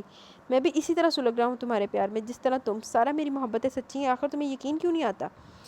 سارا اپنا رونا دھونا بھول کر چہرے سے دونوں ہاتھ ہٹائے تحیر بھرے انداز میں تیمور کو دیکھنے لگی۔ میں سچ کہہ رہا ہوں، مجھے اور خود کو اس کشمکش سے نکال دو، ڈرتی کیوں ہوں اقرار محبت سے؟ میں تمہیں شدتوں سے چاہتا ہوں، آج سے نہیں بلکہ شعور کی منزلوں پر پہنچتے ہی دل نے صرف اور صرف تمہارا ساتھ مانگا ہے۔ تیمور نے آج اپنا دل اس کے سامنے کھول کے رکھ دیا تھا۔ میں کوئی تم سے محبت نہیں کرتی۔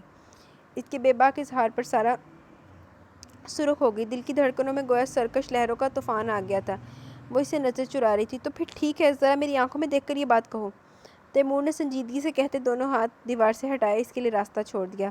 اب اتنا بھی نہ آزماؤ تیمور۔ وہ خود پر لگائے ضبط کے پہرے توڑ کر یکلخت دونوں ہاتھوں میں چہرہ چھپا کر ایک بار پھر دھواں دھار رونے لگی۔ یہ آنسو اس کے اعتراف کے تھے، ہاں وہ بھی تو تیمور سے محبت کرتی تھی ہے۔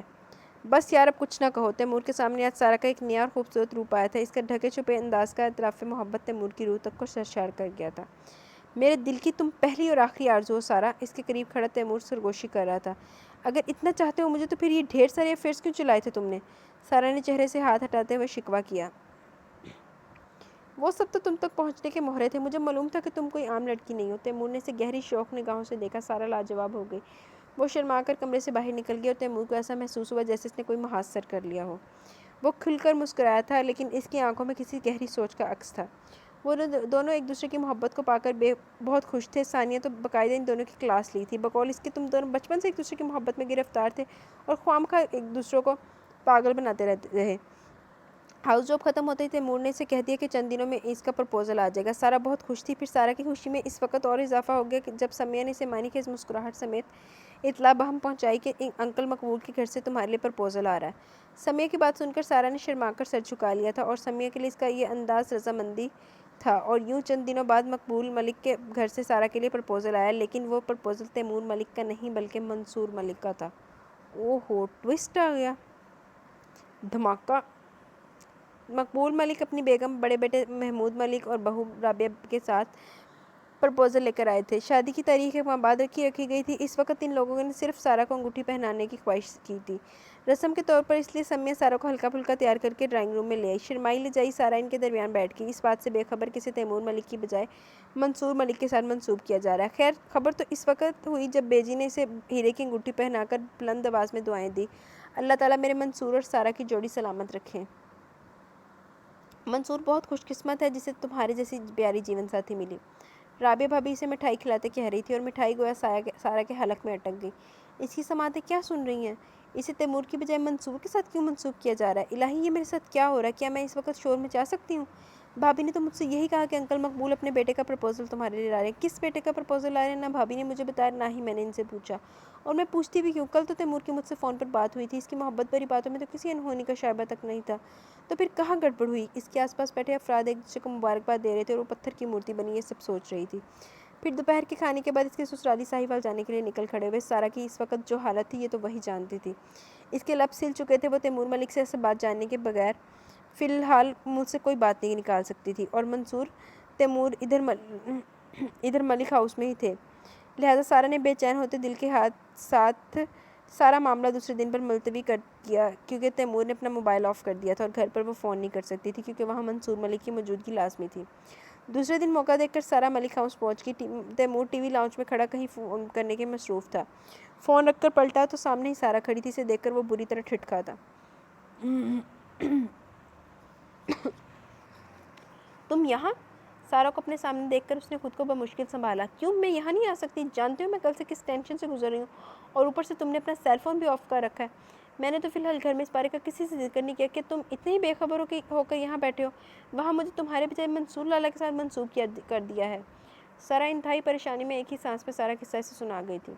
معلوم ہے مجھے، تیمور کا اطمینان قابل دید تھا۔ کیا؟ سارا کے سر پر گویا بم پھٹا تھا۔ اس کی آنکھیں مارے حیرت کے کھلی کی کھلی رہ گئی۔ ہاں، یہ تو شکر کرو کہ میرے گھر سے تمہارے لیے منصور لالا کا پرپوزل آ گیا، ورنہ تم انتظار ہی کرتی رہ جاتی۔ تیمور کا لہجہ انتہائی تحقیر آمیز تھا۔ تیمور؟ سارا کی زبان لڑکھڑائی تھی۔ اسے اپنی سماعتوں پر یقین نہیں آ رہا تھا۔ میری بات غور سے سنو سارا جلال، مجھے نہ تم سے کل محبت تھی اور نہ آج ہے۔ تم وہ لڑکی ہو جس نے قدم قدم پر میری تذلیل، میری توہین کی، منصور لالا کی نظروں میں مجھے گرایا، لہٰذا اتنا سب کچھ ہونے کے بعد تمہیں اپنی محبت میں گرفتار کرنا میری ضد بن چکی تھی۔ تم جیسی لڑکی سے محبت اور شادی کرنا میرا دماغ خراب نہیں ہوا؟ مجھے تم سے نفرت ہے، مجھے تو تم سے اپنا بدلہ لینا تھا، وہ میں نے لے لیا۔ اب یہ انکل اور ابا جی کی دوستی ہے جو تم منصور لالا کے ساتھ منسوب ہوگی۔ خیر، مجھے اس سے کوئی سروکار نہیں۔ تیمور ملک سارا کی تصحیح کرتے اس کے سینے پر نشتر چلاتا گیا۔ تم نے مجھ سے بدلہ لیا ہے؟ گمسم سی کیفیت میں کھڑی سارا تصدیق کرتے بمشکل بول پائی۔ اسے اپنے سامنے کھڑا تیمور ایک اجنبی کی صورت میں نظر آیا تھا۔ اتنا تو میرا بھی حق ہے۔ تیمور نے اس کی سمت طنزیہ مسکراہٹ اچھالی۔ یہ تیمور، تم کیا کہہ رہے ہو؟ سارا ایک بے یقینی کے عالم میں اس کی سمت دیکھ رہی تھی۔ مجھے تم سے نفرت ہے سارا جلال، نفرت ہے، اور کتنی بار کہوں؟ تیمور کا لہجہ پتھر تھا۔ نفرت؟ سارا زیر لب بڑبڑائی۔ اس ایک لفظ نے اس کی ہستی کو مٹا دیا تھا۔ وہ پھوٹ پھوٹ کر اتنی شدتوں سے روئی کہ کوئی غیر بھی اسے دیکھ لیتا تو یقیناً اسے بھی ترس آ جاتا۔ تیمور؟ منصور ملک بری طرح غصے میں دھاڑے تھے۔ وہ کافی دیر سے دروازے کی آڑ میں کھڑے ان دونوں کی تمام باتیں سن رہے تھے، اور اب وہ ان دونوں کے سامنے کھڑے ہوئے تھے۔ بہت خوب تیمور، بہت خوب۔ ایک لڑکی کی محبت کا خوب مذاق اڑایا، اس سے بدلہ لے رہے ہو؟ یہی ہے تمہاری مردانگی، تف ہے تم پر۔ منصور ملک نے روتی بلکتی اور قدرے سہمی بھی سارا جو منصور ملک کی غیر متوقع آمد پر ہوئی تھی پر ایک نظر ڈال کر اشتعال میں بھڑکتے ہوئے کھینچ کے تمانچہ تیمور ملک کے منہ پر رسید کر دیا۔ سارا تو ان دونوں بھائیوں کے بیچ سے بڑی تیزی سے باہر نکلی اور اس صورتحال پر تیمور فقط چہرہ لیے نظریں جھکائے منصور ملک کے سامنے کھڑا تھا۔ اس کے پاس اپنی صفائی پیش کرنے کا کوئی الفاظ باقی نہیں رہے، بلکہ وہ سوچ رہا تھا کہ آج منصور لالا آفس سے جلدی کیسے آ گئے۔ 2 دن ہوئے تھے اس کی شادی کی ڈیٹ فکس ہوئے، لیکن اس کے چہرے پہ خوشی نام کی کوئی چیز نظر نہیں آ رہی تھی، بلکہ پریشانی اور اضطراب کی چھاپ ہمہ وقت دکھائی دے رہی تھی۔ سمیہ بغور اسے نوٹ کر رہی تھی۔ سارا گڑیا تم کچھ پریشان دکھائی دے رہی ہو۔ آج تیسرے دن سمیہ نے اسے پکڑ ہی لیا۔ ان کی گود میں اس وقت سمیر تھا۔ نہیں تو بھابھی، سارا نے چونک کر بمشکل اپنے لہجے کو بشاش بنایا اور 2 سالہ سمیر کو ان کی گود سے لیتے خود کو اس میں مگن کر لیا۔ سمیہ نے دوبارہ استفسار کرنا مناسب نہیں سمجھا، لیکن اس کے خوبصورت چہرے کی اداسی کو بغور محسوس کیا۔ ماں نے اسی وقت گاڑی کے ہارن کی آواز سنائی دی اور چند لمحوں میں بابا جان اور بلال احمد بلند آواز میں سلام کرتے ہوئے لانگ روم میں داخل ہوئے۔ دونوں باپ بیٹا آج آفس سے اکٹھے آئے تھے، ورنہ بابا جان پہلے آ جایا کرتے تھے اور بلال احمد اکثر 3 بجے تک گھر آتے تھے۔ ان لوگوں کی آمد پر سارا نے قدرے سکون کا سانس لیا، ورنہ سمیہ سے اسے اندیشہ تھا کہ کہیں وہ کچھ اور نہ پوچھ بیٹھے۔ سمیہ بیٹے، شام میں میرے کچھ مہمان آ رہے ہیں، بہت اچھے ڈنر کا انتظام کر لینا۔ بابا نے سارا کے سراپے کو بغور دیکھا۔ انہیں اپنی بیٹی بے حد مرجھائی ہوئی دکھائی دی تھی۔ کتنے لوگ ہوں گے بابا جان؟ سمیہ بھی ان کی جانب پوری طرح متوجہ ہو گئی تھی۔ یہی کوئی 5-6 افراد بابا جان، انہیں کہہ کر اپنے کمرے کی جانب بڑھ گئے۔ سارا بھی سمیر کو گود میں اٹھائے وہاں سے اٹھ کھڑی ہوئی اور بلال احمد سمیہ کے ساتھ آنے والے مہمانوں کے بارے میں سرگوشیوں میں گفتگو کرنے لگے۔ شام کو سمیہ اس کے بیڈ روم میں بڑی تیزی سے داخل ہوئی۔ ہاتھ میں وائٹ چادر تھام رکھی تھی جو آتے ہی اس کے سر پر اڑا دی، پھر ایک کرسی بھی اس کے بیڈ کے نزدیک کر دی۔ بھابھی یہ سب کیا ہو رہا ہے؟ سارا یہ تمام کارروائی دیکھ کر بری طرح سٹپٹائی تھی۔ تمہارا نکاح ہو رہا ہے، سمیہ نے مختصراً کہتے ہوئے اس کے سر پر چادر کا ذرا سا گھونگھٹ نکالا اور اس کے قریب ہی بیڈ پر ٹک گئی۔ سمیہ نے مختصراً کہتے ہوئے اس کے سر پر چادر کا ذرا سا گھونگھٹ نکالا اور اس کے قریب ہی بیڈ پر ٹک گئی۔ یا اللہ، اب کون سی افتاد ٹوٹ پڑی؟ جو کام 1 ماہ بعد ہونا ہے وہ اتنی جلدی کیوں ہو رہا ہے؟ منصور صاحب میں کہیں بھاگی تو نہیں جا رہی تھی؟ دل ہی دل میں سوچتے ہوئے سارا کو گویا آگ سی لگ گئی۔ بھائی جان، ماں بلال احمد کو اندر داخل ہوتے ہوئے دیکھ کر وہ رو پڑی تھی۔ روتے نہیں گڑیا، سب کچھ تمہاری مرضی کے مطابق ہو رہا ہے۔ بلال احمد نے اس کے قریب آ کر شانے پر تھپکی دی، گویا یہ بھی ایک تسلی کا انداز تھا۔ میری مرضی؟ زیر لب بڑبڑاتی سارا اسی جملے کو سوچے جا رہی تھی۔ آئیے جناب۔ پھر بلال احمد نے آگے بڑھ کر اس کا بیڈ روم کا دروازہ کھولا اور بلال احمد کی آواز پر سارا نے دروازے کی سمت دیکھا تھا۔ اس کے بابا جان کے ساتھ چند مرد حضرات اندر داخل ہوئے تھے۔ بابا اس کے دائیں جانب آ کر بیٹھ گئے اور اس کے سامنے رکھی کرسی پر قاضی صاحب براجمان ہو گئے۔ سارا کی تمام حسیات بیدار ہو گئیں۔ بیٹی سارا بنت جلال احمد تیمور ملک بن مقبول ملک کے نکاح میں دیا جاتا ہے، قبول ہے؟ تیمور ملک، اس نام کی بازگشت سارا کی سماعتوں پہ کسی ہتھوڑے کی طرح لگی تھی۔ اسے محسوس ہوا وہ ابھی بے ہوش ہو جائے گی۔ یہ منصور ملک کی بجائے یہاں تیمور ملک کہاں سے آ گیا؟ ہاں، منصور ملک نے اس دن سارا تماشا دیکھ لیا تھا اور یقیناً انہی کے کہنے پر یہ شخص راضی ہوا ہے۔ اور یہ میرے بڑوں کو کیا ہو گیا ہے؟ وہ جان چکے ہیں یا انہیں بھی اندھیرے میں رکھا گیا؟ بولو سارا۔ بابا جان نے اس کے شانے پر ہاتھ رکھ کر بڑی نرمی سے کہا، لیکن سارا ٹس سے مس نہ ہوئی۔ وہ بالکل برف کی مانند ٹھنڈی ہو رہی تھی۔ اس کی بائیں جانب بیٹھی سمیہ نے اس کی ٹھنڈی کلائی تھام کر محسوس کیا تھا۔ سارا، بولو گڑیا۔ کچھ فاصلے پر کھڑے بلال احمد نے بھی ٹیک کر سرگوشی کی، لیکن وہ اسی طرح پتھر کی ہو چکی تھی۔ بلال احمد اور بابا جان نے بیک وقت ایک دوسرے کی سمت دیکھا۔ یہی تو سارا کی مرضی تھی، پھر یہ خاموشی کیسی؟ دونوں باپ بیٹے کی آنکھوں میں یہی سوال اٹھا۔ ماحول میں ایک معنی خیز خاموشی چھا گئی۔ بولو بیٹی۔ قاضی صاحب اس بار بلند آواز میں سارا سے مخاطب ہوئے۔ یک لخت وہ اپنی سوچوں سے باہر نکل آئی۔ کیا میں اس شخص کے لیے ہاں کہہ دوں جس نے میری محبت، میرے اعتماد اور بھروسے کے پرخچے اڑا دیے؟ لیکن میری نہ اس وقت بھری محفل میں میرے اپنوں کا سر ہمیشہ کے لیے جھکا دے گی۔ وہ ہاں نہ کے فیصلے میں کھڑی تھی۔ ہاں بولو سارا بیٹے۔ اس بار بابا جانی کا لہجہ کافی سخت تھا۔ جی۔ سارا کی چادر میں چھپے سر میں ہلکی سی جنبش ہوئی۔ آخر اسے بابا کا مان رکھنا پڑا اور ان کی عزت کا مان رکھتے وہ خود لہو لہان ہو چکی تھی۔ قاضی صاحب نے اسے 3 بار اقرار کروا کر نکاح نامے پر دستخط سائن کروائے۔ کمرے میں مبارکباد کا تبادلہ شروع ہوا۔ تمام کارروائی مکمل ہونے کے بعد مرد حضرات باہر نکل گئے اور سارا بے اختیار ہو کر سمیہ کے سینے سے لگ کر بری طرح رونے لگی۔ سارا، اس طرح نہیں روتے، دیکھو سب ٹھیک ہو گیا نا۔ خواہ تم خاموش رہی اور کچھ غلطی ہم سے بھی ہوئی کہ تمہیں یہ تو بتا دیا کہ انکل مقبول کے گھر سے تمہارے لیے پرپوزل آیا، لیکن یہ نہیں بتایا کہ ان کے کس بیٹے کا۔ پگلی، تم ہی ہمیں نام بتا دیتی، ہم تو تمہاری خاموشی کو تمہاری رضامندی سمجھ بیٹھے تھے۔ اسے سینے سے لگائے سمیہ اپنے خیالات کا اظہار کرتے کچھ توقف کے لیے خاموش ہوئی۔ ہائے بھابھی، مجھے کیا معلوم تھا کہ اس گھر سے میرے لیے تیمور کی بجائے منصور کا پرپوزل آ رہا ہے۔ اس کا دل ماتم کر اٹھا۔ وہ تو منصور بھائی نے تیمور کے دل کی بات نہ جانے کیسے جان لی اور انہوں نے فوراً تمہارے پرپوزل سے انکار کر دیا۔ پرسوں انکل مقبول بابا جان کے پاس آفس آئے تھے اور بے حد معذرت کے ساتھ انہوں نے بابا جان کو بتایا کہ منصور بھائی کا پروپوزل تمہارے لیے وہ اپنے طور پر لائے تھے، لیکن اب جب کہ وہ اصل معاملہ جان گئے ہیں تو پھر دوبارہ تیمور کے لیے انہوں نے تمہارا پروپوزل مانگ لیا۔ اب ظاہر ہے تم اور تیمور ایک دوسرے کو پسند کرتے تو بابا جان کو کیا اعتراض ہو سکتا تھا۔ انہوں نے انکل مقبول کو کہہ دیا کہ مجھے منصور بھی عزیز ہے اور تیمور چونکہ میری بیٹی کی پسند ہے تو وہ بھی مجھے پیارا ہے۔ بلال نے آج دوپہر میں ہی مجھے یہ سارا قصہ سنایا تھا اور تمہیں عین ٹائم پہ بتانے کا سب کا مشترکہ فیصلہ تھا تاکہ تمہیں سرپرائز دیا جائے۔ میں جانتی ہوں اس وقت تم شوق کی کیفیت سے گزر رہی ہو، لیکن یہ تو شکر کرو کہ معاملہ بہت پہلے مقام پہ ہی سلجھ گیا، ورنہ ادھر تیمور بڑے بھائی کے احترام میں خاموش رہتا ہے، ادھر تم ہمارے احترام میں اور خاموش رہتی ہو، سارے کام الٹ ہو جاتے ہیں۔ میں تو خدا کا لاکھ لاکھ شکر ادا کرتی ہوں کہ سب کچھ ٹھیک ہو گیا۔ بھابھی آپ کو کیسے بتاؤں کہ یہ معاملہ کس نے سلجھایا؟ کاش منصور آپ نے اس دن ہماری باتیں نہ سنی ہوتی تو آج مجھے یہ دن دیکھنا نصیب نہ ہوتا۔ سمیہ کے سینے سے لگی آنسو بہاتے وہ مسلسل سوچ رہی تھی۔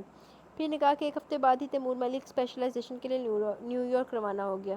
اسپیشلائزیشن کا ذکر اس نے ہاؤس جاب کے دوران سایہ سے بھی کیا تھا، وہ بھی راضی تھی اور یہ کام ان کا 2-3 ماہ میں ہونا تھا۔ وہ تیمور نے مقبول ملک کے اثر و رسوخ کی وجہ سے بہت جلد کروا لیا۔ اس ایک ہفتے کے دوران تیمور نے سارا سے کوئی ٹیلی فونک رابطہ نہیں کیا اور سارا کی حالت بھی تو ایسی تھی کہ وہ اس کی شکل نہیں دیکھنا چاہتی تھی۔ فی الحال تو وہ اپنا دکھ کسی سے بھی نہیں کہہ سکتی تھی کیونکہ ثانیہ بھی آج کل اپنی بہن کے پاس شارجہ گئی ہوئی تھی۔ پھر اسی مہینے کے اندر منصور ملک کی شادی اپنی کزن شمائرہ کے ساتھ طے پا گئی۔ شادی پر ان کا پورا گھر انوائٹڈ تھا، لہٰذا سب گھر والوں کے ساتھ سارا کو بھی ساہیوال جانا پڑا۔ حویلی میں سارا کا استقبال ڈھیروں محبتوں کے ساتھ ہوا، آخر وہ اس حویلی کی بہو تھی اور یہ اتفاق تھا کہ منصور ملک سے اس کی ملاقات تنہائی میں ہو گئی۔ وہ اپنے بیڈ روم میں داخل ہو رہے تھے جب سارا ان کے سامنے آ گئی۔ السلام علیکم، کیسی ہیں سارا؟ انہوں نے سلام کرتے اس کا حال احوال پوچھنے میں پہل کر دی تھی۔ کیسا ہونا چاہیے مجھے؟ سارا کے لہجے میں افسردگی جھلک رہی تھی۔ میں آپ کی کیفیت سمجھ رہا ہوں۔ منصور دانستہ خاموش ہو گئے۔ آپ نے میرے ساتھ ایسا کیوں کیا منصور لالا؟ اس کے لہجے میں گہرا دکھ اور شکوہ تھا۔ دیکھو سارا، میں کبھی بھی اس لڑکی کو نہیں اپنا سکتا تھا جو میرے بھائی سے محبت کرتی تھی۔ سارا، آپ مجھے بتائیں کیا آپ میرے ساتھ خوش رہ سکتی؟ منصور ملک سے بے حد سنجیدگی سے استفسار کر رہے تھے۔ لیکن آپ کا بھائی تو مجھ سے محبت نہیں کرتا تھا، اس نے تو مجھ سے بدلہ لیا ہے، پھر آپ نے اس معاملے کو آگے کیوں بڑھنے دیا؟ سارا بے حد آزردگی سے گویا ہوئی۔ سارا، تیمور نے ایک کمزور لڑکی سے بدلہ لیا تھا، وہ اپنی بیوی سے کبھی نہیں لے سکتا۔ اس کی رگوں میں غیرت مند خاندان کا خون دوڑ رہا ہے۔ آپ یقین کریں میں نے اس کے کسی ایپ پر پردہ نہیں ڈالا، ابا جی، بے جی، بلکہ پورے گھر والوں کے سامنے اس کے تمام راز فاش کر دیے ہیں۔ یہ ہم سب گھر والوں کا مشترکہ فیصلہ تھا کہ جس لڑکی کے ساتھ اس نے یہ کھیل کھیلا ہے اسی کو اس کی عزت و امان دینا پڑے گا، اور اس معاملے میں ہم سب آپ کے بے حد شکر گزار ہیں کہ آپ نے خاموش رہ کر ہمارا بھرم رکھا، انکل جلال اور ابا جی کی دوستی کو ٹوٹنے سے بچایا۔ باقی تیمور کی غلطی نے ہمیں کہیں کا نہیں چھوڑا تھا۔ منصور بے حد شرمندہ نظر آ رہے تھے۔ سارا ایک گہرا سانس لے کر سیڑھیوں کی جانب بڑھ گئی۔ وہ منصور کی وضاحت کے بعد کسی بحث کے موڈ میں نہیں تھی۔ قسمت نے جو کھیل اس کے ساتھ کھیلا تھا اسے سارا کو تنہا ہی کھیلنا تھا۔ پھر منصور کی شادی اور ولیمے کی دعوت اٹینڈ کر کے سارا کی فیملی بھی لاہور واپس ہوگی اور دوسرے دن ثانیہ نے اچانک آ کر سارا کو سرپرائز دے دیا۔ اتفاق سے سمیہ اس وقت مارکیٹ گئی ہوئی تھی، سارا گھر میں تنہا ہی تھی۔ وہ جو 1.5 ماہ سے گھٹ گھٹ کر رو رہی تھی، آج ثانیہ کے گلے لگ کر تمام حقیقت بتاتے کھل کر روئی تھی، اور دوسری طرف ثانیہ ہمارے صدمے کے گنگ رہ گئی۔ تیمور ملک بدلے کی آگ میں اس حد تک گر جائے گا یہ تو اس کے وہم و گمان میں بھی نہیں تھا۔ سارا کو تسلیاں دیتے ثانیہ بھی افسردہ ہو گئی۔ اس کے دل میں ایک بوجھ سا آ گرا کہ سارا کے دل کی دنیا اجڑ گئی تھی، لیکن دنیا داری نبھانے کو اس نے خود پر مصنوعی کھول چڑھا لیا۔ پھر ثانیہ کے ساتھ اس نے بھی پریکٹس شروع کر دی، دونوں کو ایک ہی ہسپتال میں جاب مل گئی تھی۔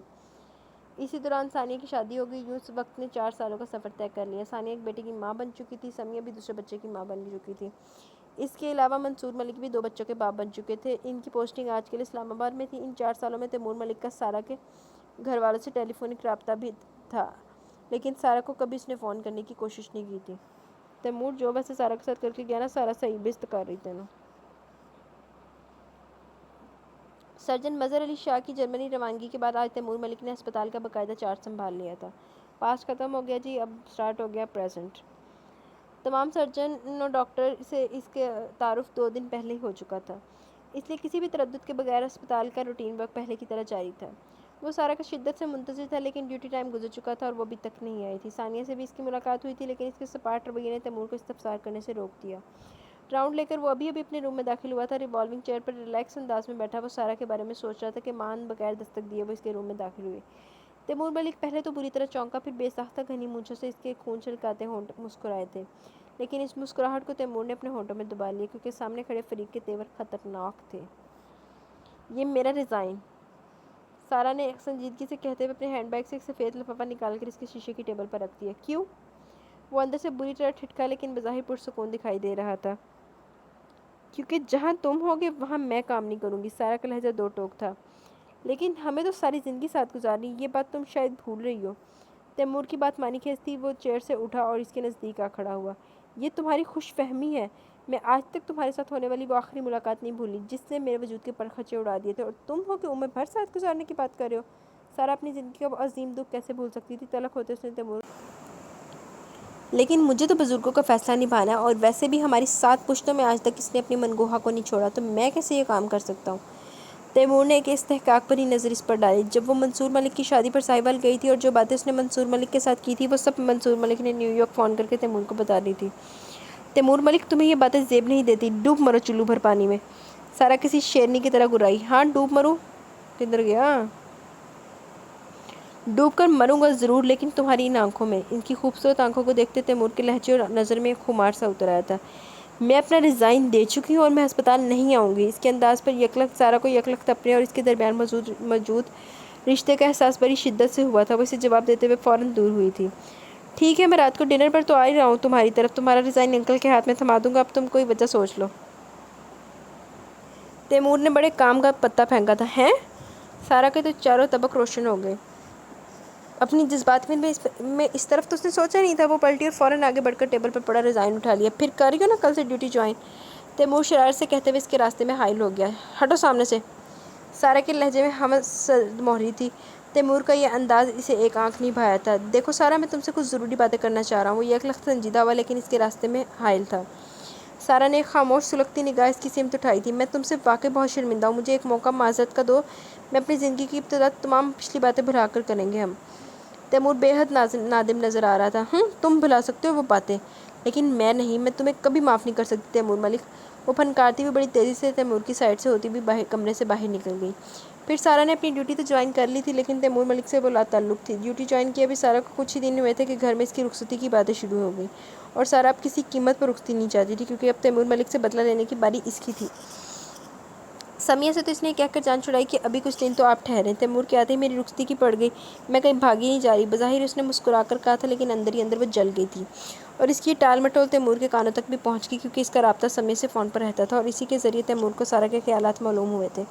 وہ تو آج کل میں ابا جی اور بیجی کو رخصتی کے لیے تاریخ لینے بھیجنے کا سوچ رہا تھا، اور ادھر کی ساری باتیں سن کر وہ پریشان سا ہو اٹھا۔ اس ٹال مٹول کی وجہ وہ اس سے پوچھنا چاہتا تھا لیکن وہ تیمور سے بات کرنا پسند نہیں کرتی تھی، اور ہسپتال بھی وہ اس کے ہاتھ نہیں آتی تھی۔ اس ہفتے سے سارا کی ڈیوٹی رات میں تھی۔ معمول کے مطابق اس نے گاڑی ہسپتال کی پارکنگ ایریا میں کھڑی کی اور باہر نکل آئی۔ اسی وقت تیمور کی گاڑی نے بیچ میں آ کر اس کا راستہ روک لیا۔ سارا نے آنکھوں میں تحیر لیے بمشکل اپنی کار کا سہارا لیتے خود کو گرنے سے بچایا تھا۔ بیٹھو ادھر۔ تیمور نے سارا کو کچھ کہنے کا موقع دیے بغیر ذرا سا جھک کر اپنی کار کا فرنٹ ڈور کھولا، اسے اندر بیٹھنے کا اشارہ کیا۔ کیوں؟ اس کے روپ پر وہ بری طرح جھلائی تھی، حالانکہ وہ کئی دنوں بعد اس سے مخاطب ہوا تھا۔ گاڑی میں بیٹھو گی تو بتاؤں گا نا۔ اس بار تیمور کا لہجہ نرم تھا، اس نے ہمس دروازہ کھلا رکھا تھا۔ میں تمہارے ساتھ کہیں نہیں جا رہی، میری ڈیوٹی ہے اس وقت۔ سارا نے چڑ کر جواب دیا۔ تم میری بیوی ہو، یہ بات ہسپتال کا تمام سٹاف جانتا ہے، لہٰذا اس وقت میں تمہیں زبردستی بھی گاڑی میں بٹھاؤں گا تو کسی کو یہاں حیرت نہیں ہوگی۔ تیمور کے لہجے میں ایک دھوند سی اتر آئی۔ جانتی ہوں تم نے پورے ہسپتال میں جو اشتہار لگوا دیے، لیکن میں اس رشتے کو نہیں مانتی، سارا نے غصے میں جتاتے ہوئے کہا۔ اس موضوع پر پھر بات ہوگی، فی الحال تم گاڑی میں بیٹھ جاؤ، مجھے تم سے آج فائنل بات کرنی ہے، اور پلیز مجھے زبردستی کرنے پر مجبور مت کرو۔ اس پر تیمور بھی جھلا اٹھا تھا۔ سارا نے ایک نظر ارد گرد دیکھا، اس کے بہت سے آنے جانے والے کولیگس نے معنی خیز نظروں سے اسے مسکراہٹ سے ان دونوں کو دیکھا۔ اس صورتحال کو دیکھتے ہوئے سارا کو تیمور کی طرف بڑھنا پڑا۔ فرنٹ سیٹ پر بیٹھتے اس نے دھڑ سے کار کا دروازہ بند کیا جو اس کے غصے کا اظہار تھا۔ تیمور نے اس کے انداز کا بغور نوٹس لیتے ہوئے کار سٹارٹ کر کے ہسپتال کے وسیع عمارت سے بڑی تیزی سے باہر نکالی تھی۔ میں تمہاری زر خرید نہیں ہوں جس تم جس طرح چاہو استعمال کرو۔ سارا غصہ اور جھلاہٹ لیے اس سے مخاطب ہوئی تھی۔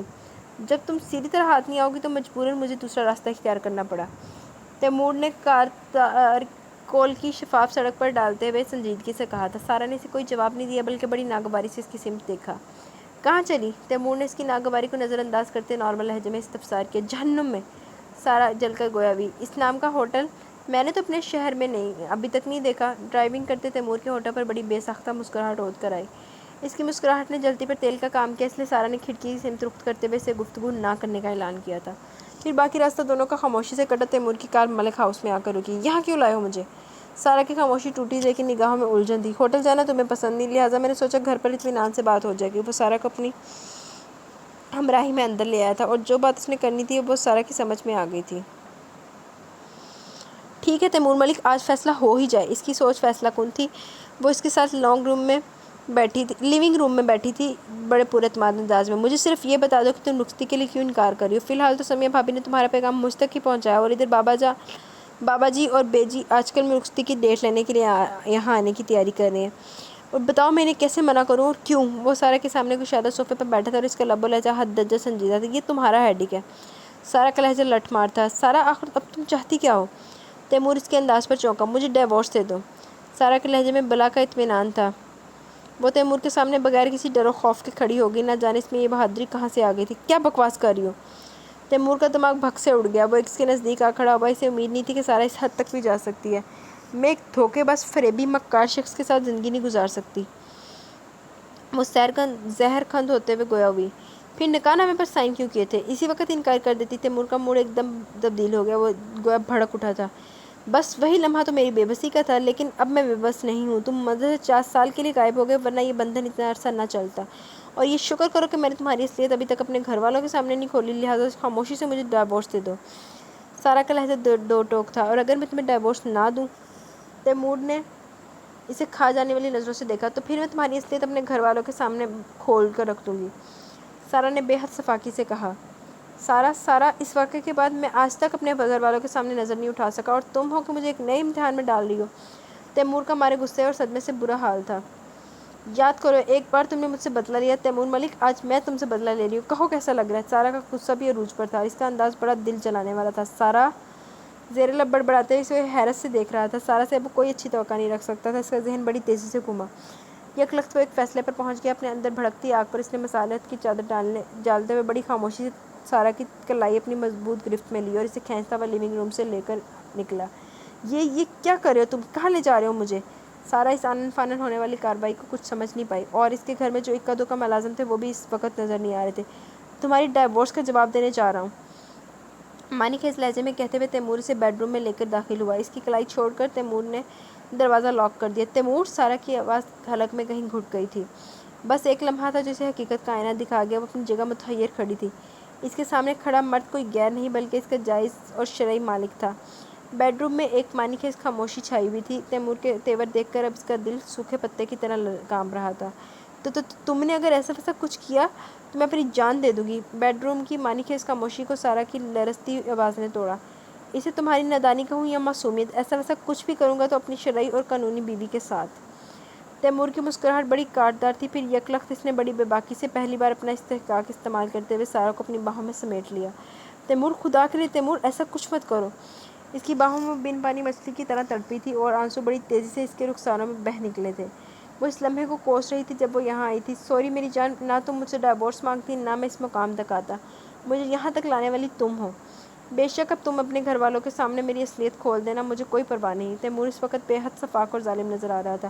Please Taimur please! سارا نے آنسوؤں سے تر چہرہ اوپر اٹھائے۔ اس کی گرفت سے نکلنے کی مزاحمت کی اور اس کے لمس نے سارا کے حواس گم کر دیے تھے۔ وہ بری طرح لرز رہی تھی۔ مجھ سے اب کسی رحم کی توقع مت رکھنا مسز تیمور۔ سارا کے آنسوؤں سے بے نیاز وہ اس کے کان کے قریب سرگوشی کر رہا تھا، اور اس کی بات سن کر سارا کے تمام کسبل نکل گئے تھے۔ وہ تیمور کی مضبوط گرفت میں پھڑپھڑا کے رہ گئی۔ 4 دن سے وہ بخار میں مبتلا تھی۔ پورا گھر اس کے پیچھے پڑا تھا کہ کسی اچھے ڈاکٹر کو دکھائے، لیکن وہ نہیں مانی، بلکہ اس نے اپنی ہی میڈیسن کھا کھا کر خود کو قدرے بہتر کر لیا۔ بابا جان نے تیمور کو بلانے کو کہا، وہ بھی اسے منع کر دیا۔ اس دوران ثانیہ اسے باقاعدہ ملنے آتی رہی۔ خود پر گزرنے والے حادثے کا ذکر وہ کسی سے نہ کر سکی۔ ہونٹ سل گئے تھے۔ تو ثانیہ دی میڈیسن لے کے کھا لیندی، فائدہ نے ڈاکٹر ہوندا نزدیک آس پاس۔ تیمور دل ہی دل میں بہت شرمندہ تھا، لیکن سارا کی ضد اور ہٹ درمی نے اسے رسک لینے پر مجبور کر دیا تھا۔ فون پر اس نے سارا کی خیریت 2-3 بار گھر والوں سے پوچھی تھی۔ اس دوپہر سمیہ نے ہسپتال فون کر کے تیمور کو خوب لتاڑا تھا۔ ارے بھائی کیسے شوہر ہو؟ بیوی بیمار پڑی ہے اور تم ایک بار بھی اسے دیکھنے نہیں آئے؟ تمہاری ڈاکٹری کب کام آئے گی؟ سمیہ بگڑ کر بولی۔ ارے بھابی میری تو سارا سے سیل فون پر روز بات ہوتی ہے۔ تیمور اس اچانک حملے پر کدلے بوکھلا کر بولا۔ تمہیں تو معلوم ہوگا بخار سارا کا اتر گیا، لیکن پھر بھی بے حد کمزور اور سست دکھائی دے رہی ہے۔ سمیہ کے لہجے میں نند کے لیے فکر مندی تھی۔ تو بھابی اس لیے تو میں نے سارا سے کہہ دیا کہ وہ اچھی طرح ریسٹ کر کے اسپتال جوائن کرے۔ تیمور جھوٹ پر جھوٹ بول رہا تھا۔ وہ تو سمیہ کا تو برا پھنسا تھا۔ تم ایسا کرو تیمور، آج ذرا اس کا چیک اپ کر ہی جاؤ، ذرا دل کو تسلی ہو جائے گی۔ ٹھیک ہے بھابھی، میں ابھی واپسی پر سارا کو دیکھتا جاؤں گا۔ تیمور آخر کب تک چھپتا، اس نے حامی بھر لی۔ اچھا پھر ٹھیک ہے، میں انتظار کروں گی، خدا حافظ۔ سمیہ نے طمانینت سے کہتے فون بند کر دیا۔ تیمور ہسپتال سے ذرا جلدی اٹھ گیا۔ سارا کے گھر پہنچا تو بابا جان اور احمد ابھی تک آفس سے نہیں آئے تھے۔ سمیہ اسے سارا کے بیڈ روم میں لے آئی۔ سمیہ نے سارا کو تیمور کی آمد کے بارے میں بتا دیا۔ اسے غصہ تو بہت آیا لیکن سمیہ سے کیا کہتی، اس لیے منہ تک کمبل اوڑھے بیڈ پر پڑی رہی۔ میرا خیال ہے سو رہی ہے، تم ذرا اسے جگاؤ، میں ابھی آتی ہوں۔ سمیہ سارا کو اس کے حوالے کر کے بیڈ روم سے باہر نکل گئی۔ تیمور نے بیڈ کی ایک سائڈ پر اپنا میڈیکل بیگ رکھا اور قریب پڑی چیئر بیڈ کے نزدیک کر کے بیٹھ گیا۔ عجیب سے احساسات لیے تیمور نے اس کے چہرے سے کمبل ہٹایا تو تکیے پر سیاہ گھٹاؤں جیسی زلفوں میں اس کا خوبصورت چہرہ سرسوں کے پھول کے مانند دکھائی دے رہا تھا۔ اس نے آنکھیں نہیں کھولی تھی بلکہ بند آنکھوں پہ اس کی لمبی پلکیں لرز رہی تھیں، جو اس کی بیداری کی علامت تھی، اور اس کی یہ حالت دیکھ کر تیمور نے دامتوں کے سمندر میں ڈوب گیا۔ لیکن یہ تو کوئی اس کے دل سے پوچھتا کہ اس نے کس مجبوری میں یہ قدم اٹھایا تھا۔ وہ دل و جذبات کے ہاتھوں مجبور ہو کر بے ساختہ اس کی پیشانی پر جھکا اور دھیرے سے مہر محبت ثبت کی۔ سارا کو یوں محسوس ہوا جیسے کسی نے اس کی ٹھنڈی پیشانی پر سلگتا ہوا انگارہ رکھ دیا ہو۔ اس نے پانیوں سے بھری سرخ آنکھیں کھول کر بڑے غضبناک انداز میں اپنے قریب بیٹھے تیمور کو دیکھا۔ مسز تیمور، یہ کیا حالت بنا لی بھائی، اب ایسی بھی قیامت نے آپ پہ نہیں ٹوٹی ہے؟ تیمور نے اس کی تیور دیکھ کر اپنا لہجہ طنزیہ بنایا تھا۔ کیوں آئے ہو یہاں؟ چلے جاؤ یہاں سے، نفرت ہے مجھے تمہاری شکل سے، I hate you, I hate you. وہ دبے دبے غصے میں گرجتی ہوئی بیٹھ کے کراؤن سے ٹیک لگا کر اٹھ بیٹھی تھی۔ I love you my sweetheart, اب تمہیں اسی شکل کے ساتھ عمر گزارنی ہے۔ بہترین ڈریسنگ کے ساتھ وہ بڑے دلکش انداز میں سارا کو چڑھاتے ہوئے مسکرایا اور اپنا میڈیکل بیگ کھولنے لگا۔ خوش فہمی ہے تمہاری؟ سارا نے ریشمی بالوں کو سمیٹتے سے خونخوار نظروں سے دیکھا۔ میں خوش فہمی میں نہیں رہتا، عملی مظاہرہ کرتا ہوں، نتیجہ تم دیکھ چکی ہو۔ زومانی اور شریر لہجے میں کہتے ہوئے تیمور نے اس کی کلائی تھام کر نبض چیک کی تھی۔ اس سے پہلے کہ سارا اپنی کلائی اس کی گرفت سے کھینچتی کہ سمیہ کولڈ ڈرنک کا گلاس نفیس ٹرے میں تھامے اندر چلی آئی۔ تیمور، اب یہ ٹھیک تو ہے نا؟ سمیہ قریب ہی تپائی پر کولڈ ڈرنک کا گلاس رکھ کر بیٹھ کے کونے پر ٹک گئی۔ جی بھابھی، انہوں نے اپنی ڈاکٹری خوب آزمائی ہے، محترمہ کو یہ نہیں معلوم کہ کبھی کبھار ایک بیمار ڈاکٹر کو بھی دوسرے ڈاکٹر کی ضرورت پڑ سکتی ہے۔ بی پی کافی لو ہے، میں ایک ڈرپ لگا دیتا ہوں۔ وہ سارا کے چیک اپ کے بعد سمیہ کی جانب متوجہ ہوا۔ جیسے تم مناسب سمجھو، لگا دو ڈرپ۔ سمیہ نے فوراً اس کی تائید کی تھی۔ آپ لوگ خواہ مخواہ ڈرپ کے چکر میں پڑ رہے ہیں، مجھے نہیں لگوانی، 5-6 گھنٹے کے لیے بندہ بیڈ پر پڑا رہے۔ سارا نے ان دونوں کی گفتگو میں چڑھ کر مداخلت کی تھی۔ تیمور، اسے راضی کرو، میں ذرا کچن سے ہو کر آتی ہوں۔ سمیہ دانستہ انہیں تنہائی کا موقع دے کر بیڈ روم سے باہر نکل گئی۔ سمیہ واقعی چنگا ہے، بار بار موقع دی جاتی ہیں، پرائیویسی دی جا رہی۔ تم جاؤ یہاں سے تیمور۔ سمیہ کے جاتے ہی وہ پھٹ پڑی تھی۔ ڈرپ لگوا لو میری جان، تم بہت ویک ہو رہی ہو۔ تیمور نے کولڈ ڈرنک کا گلاس ہونٹوں سے لگایا، گو کہ اس کا لہجہ تفکر بھرا تھا لیکن آنکھوں میں شرارت ناچ رہی تھی۔ دیکھو تیمور، مجھے بہت غصہ آ رہا ہے۔ اس طرح کے طرز تخاطب نے سارا کو سرخ کر دیا۔ تم مجھ پر اتارو غصہ، کس نے منع کیا تمہیں؟ تیمور کولڈ ڈرنک کے سپ لیتا ہوس شرارت کے موڈ میں تھا۔ پلیز تیمور، پلیز اس وقت یہاں سے چلے جاؤ، تم نے مجھے خاک میں ملا دیا، نہ جانے تمہارے کتنے روپ ہیں۔ وہ ہاتھوں میں چہرہ چھپا کر سسکیوں میں اشک بہانے لگی۔ اسے وہ وقت شدت سے یاد آ رہا تھا جب اس شخص نے اسے بے بس کر دیا تھا۔ اوکے میں جا رہا ہوں، لیکن تم یہ رونا بند کرو، مجھے تکلیف ہو رہی ہے۔ سنجیدہ لہجے میں کہتے ہوئے تیمور ایک نظر اس پر ڈال کر بیڈ روم سے باہر نکل گیا۔ جاتے جاتے وہ سمیہ کو بھی اس کی طرف سے مطمئن کر گیا تھا۔ طبیعت بہتر ہونے کے بعد سارا نے اسپتال دوبارہ جوائن کیا، لیکن تیمور کی شکل دیکھنے کی بھی پروادار نہیں تھی، اور دوسری طرف تیمور نے بھی ایک خاموشی اختیار کی ہوئی تھی، گو کہ تیمور نے اس کی ذات پر اپنا استحقاق استعمال کر کے یہ تصور کر لیا تھا کہ اس نے سارا کو فتح کر لیا، لیکن یہ سراسر غلط تھا۔ تیمور کے اس قدم نے سارا کے اندر ضد اور ہٹ دھرمی کے جذبے کو اور زیادہ ابھار دیا تھا۔ اب اسے بابا جان اور انکل مقبول ملک کی دوستی کی بھی پرواہ نہیں تھی۔ ان دنوں اس پر انتقام سوار تھا۔ اس نے دل میں مصمم ارادہ کر لیا کہ چاہے کچھ بھی ہو، اب وہ اپنے گھر والوں کے سامنے تیمور کی اصلیت کھول دے گی۔ اس کشمکش میں 1-1.5 ماہ کا عرصہ گزر گیا، شاید یہ دیر اس لیے ہوئی کہ اللہ تعالیٰ کو کچھ اور ہی منظور تھا۔ اس کی طبیعت بہت دنوں سے بوجھل سی تھی۔ اپنے اندر ہونے والی اس تبدیلی کو سارا نے پہلے تو اپنا وہم سمجھا، لیکن وہ ایک ڈاکٹر بھی تھی۔ اس وہم کی تصدیق کے لیے اس نے کسی دوسرے ہسپتال سے اپنے ٹیسٹ کروایا تھا، اور اب جو ٹیسٹ رپورٹ اس کے سامنے آئی تھی وہ اس کے حواس گم کرنے کے لیے کافی تھی۔ وہ پریگننٹ تھی۔ ہسپتال میں اپنے روم میں بیٹھی سارا کے رخسار آنسوؤں سے بھیگتے چلے گئے۔ تیمور، تم نے یہ اچھا نہیں کیا۔ آنسو بہاتے اس کا دل دہائی دے رہا تھا۔ تم نے تو مکڑی کا جال میرے گرد بن دیا، جس میں اب میں چاہتے ہوئے بھی نہیں نکل سکتی۔ تیمور آنسو تواتر اس کی رخساروں پر بہہ رہے تھے۔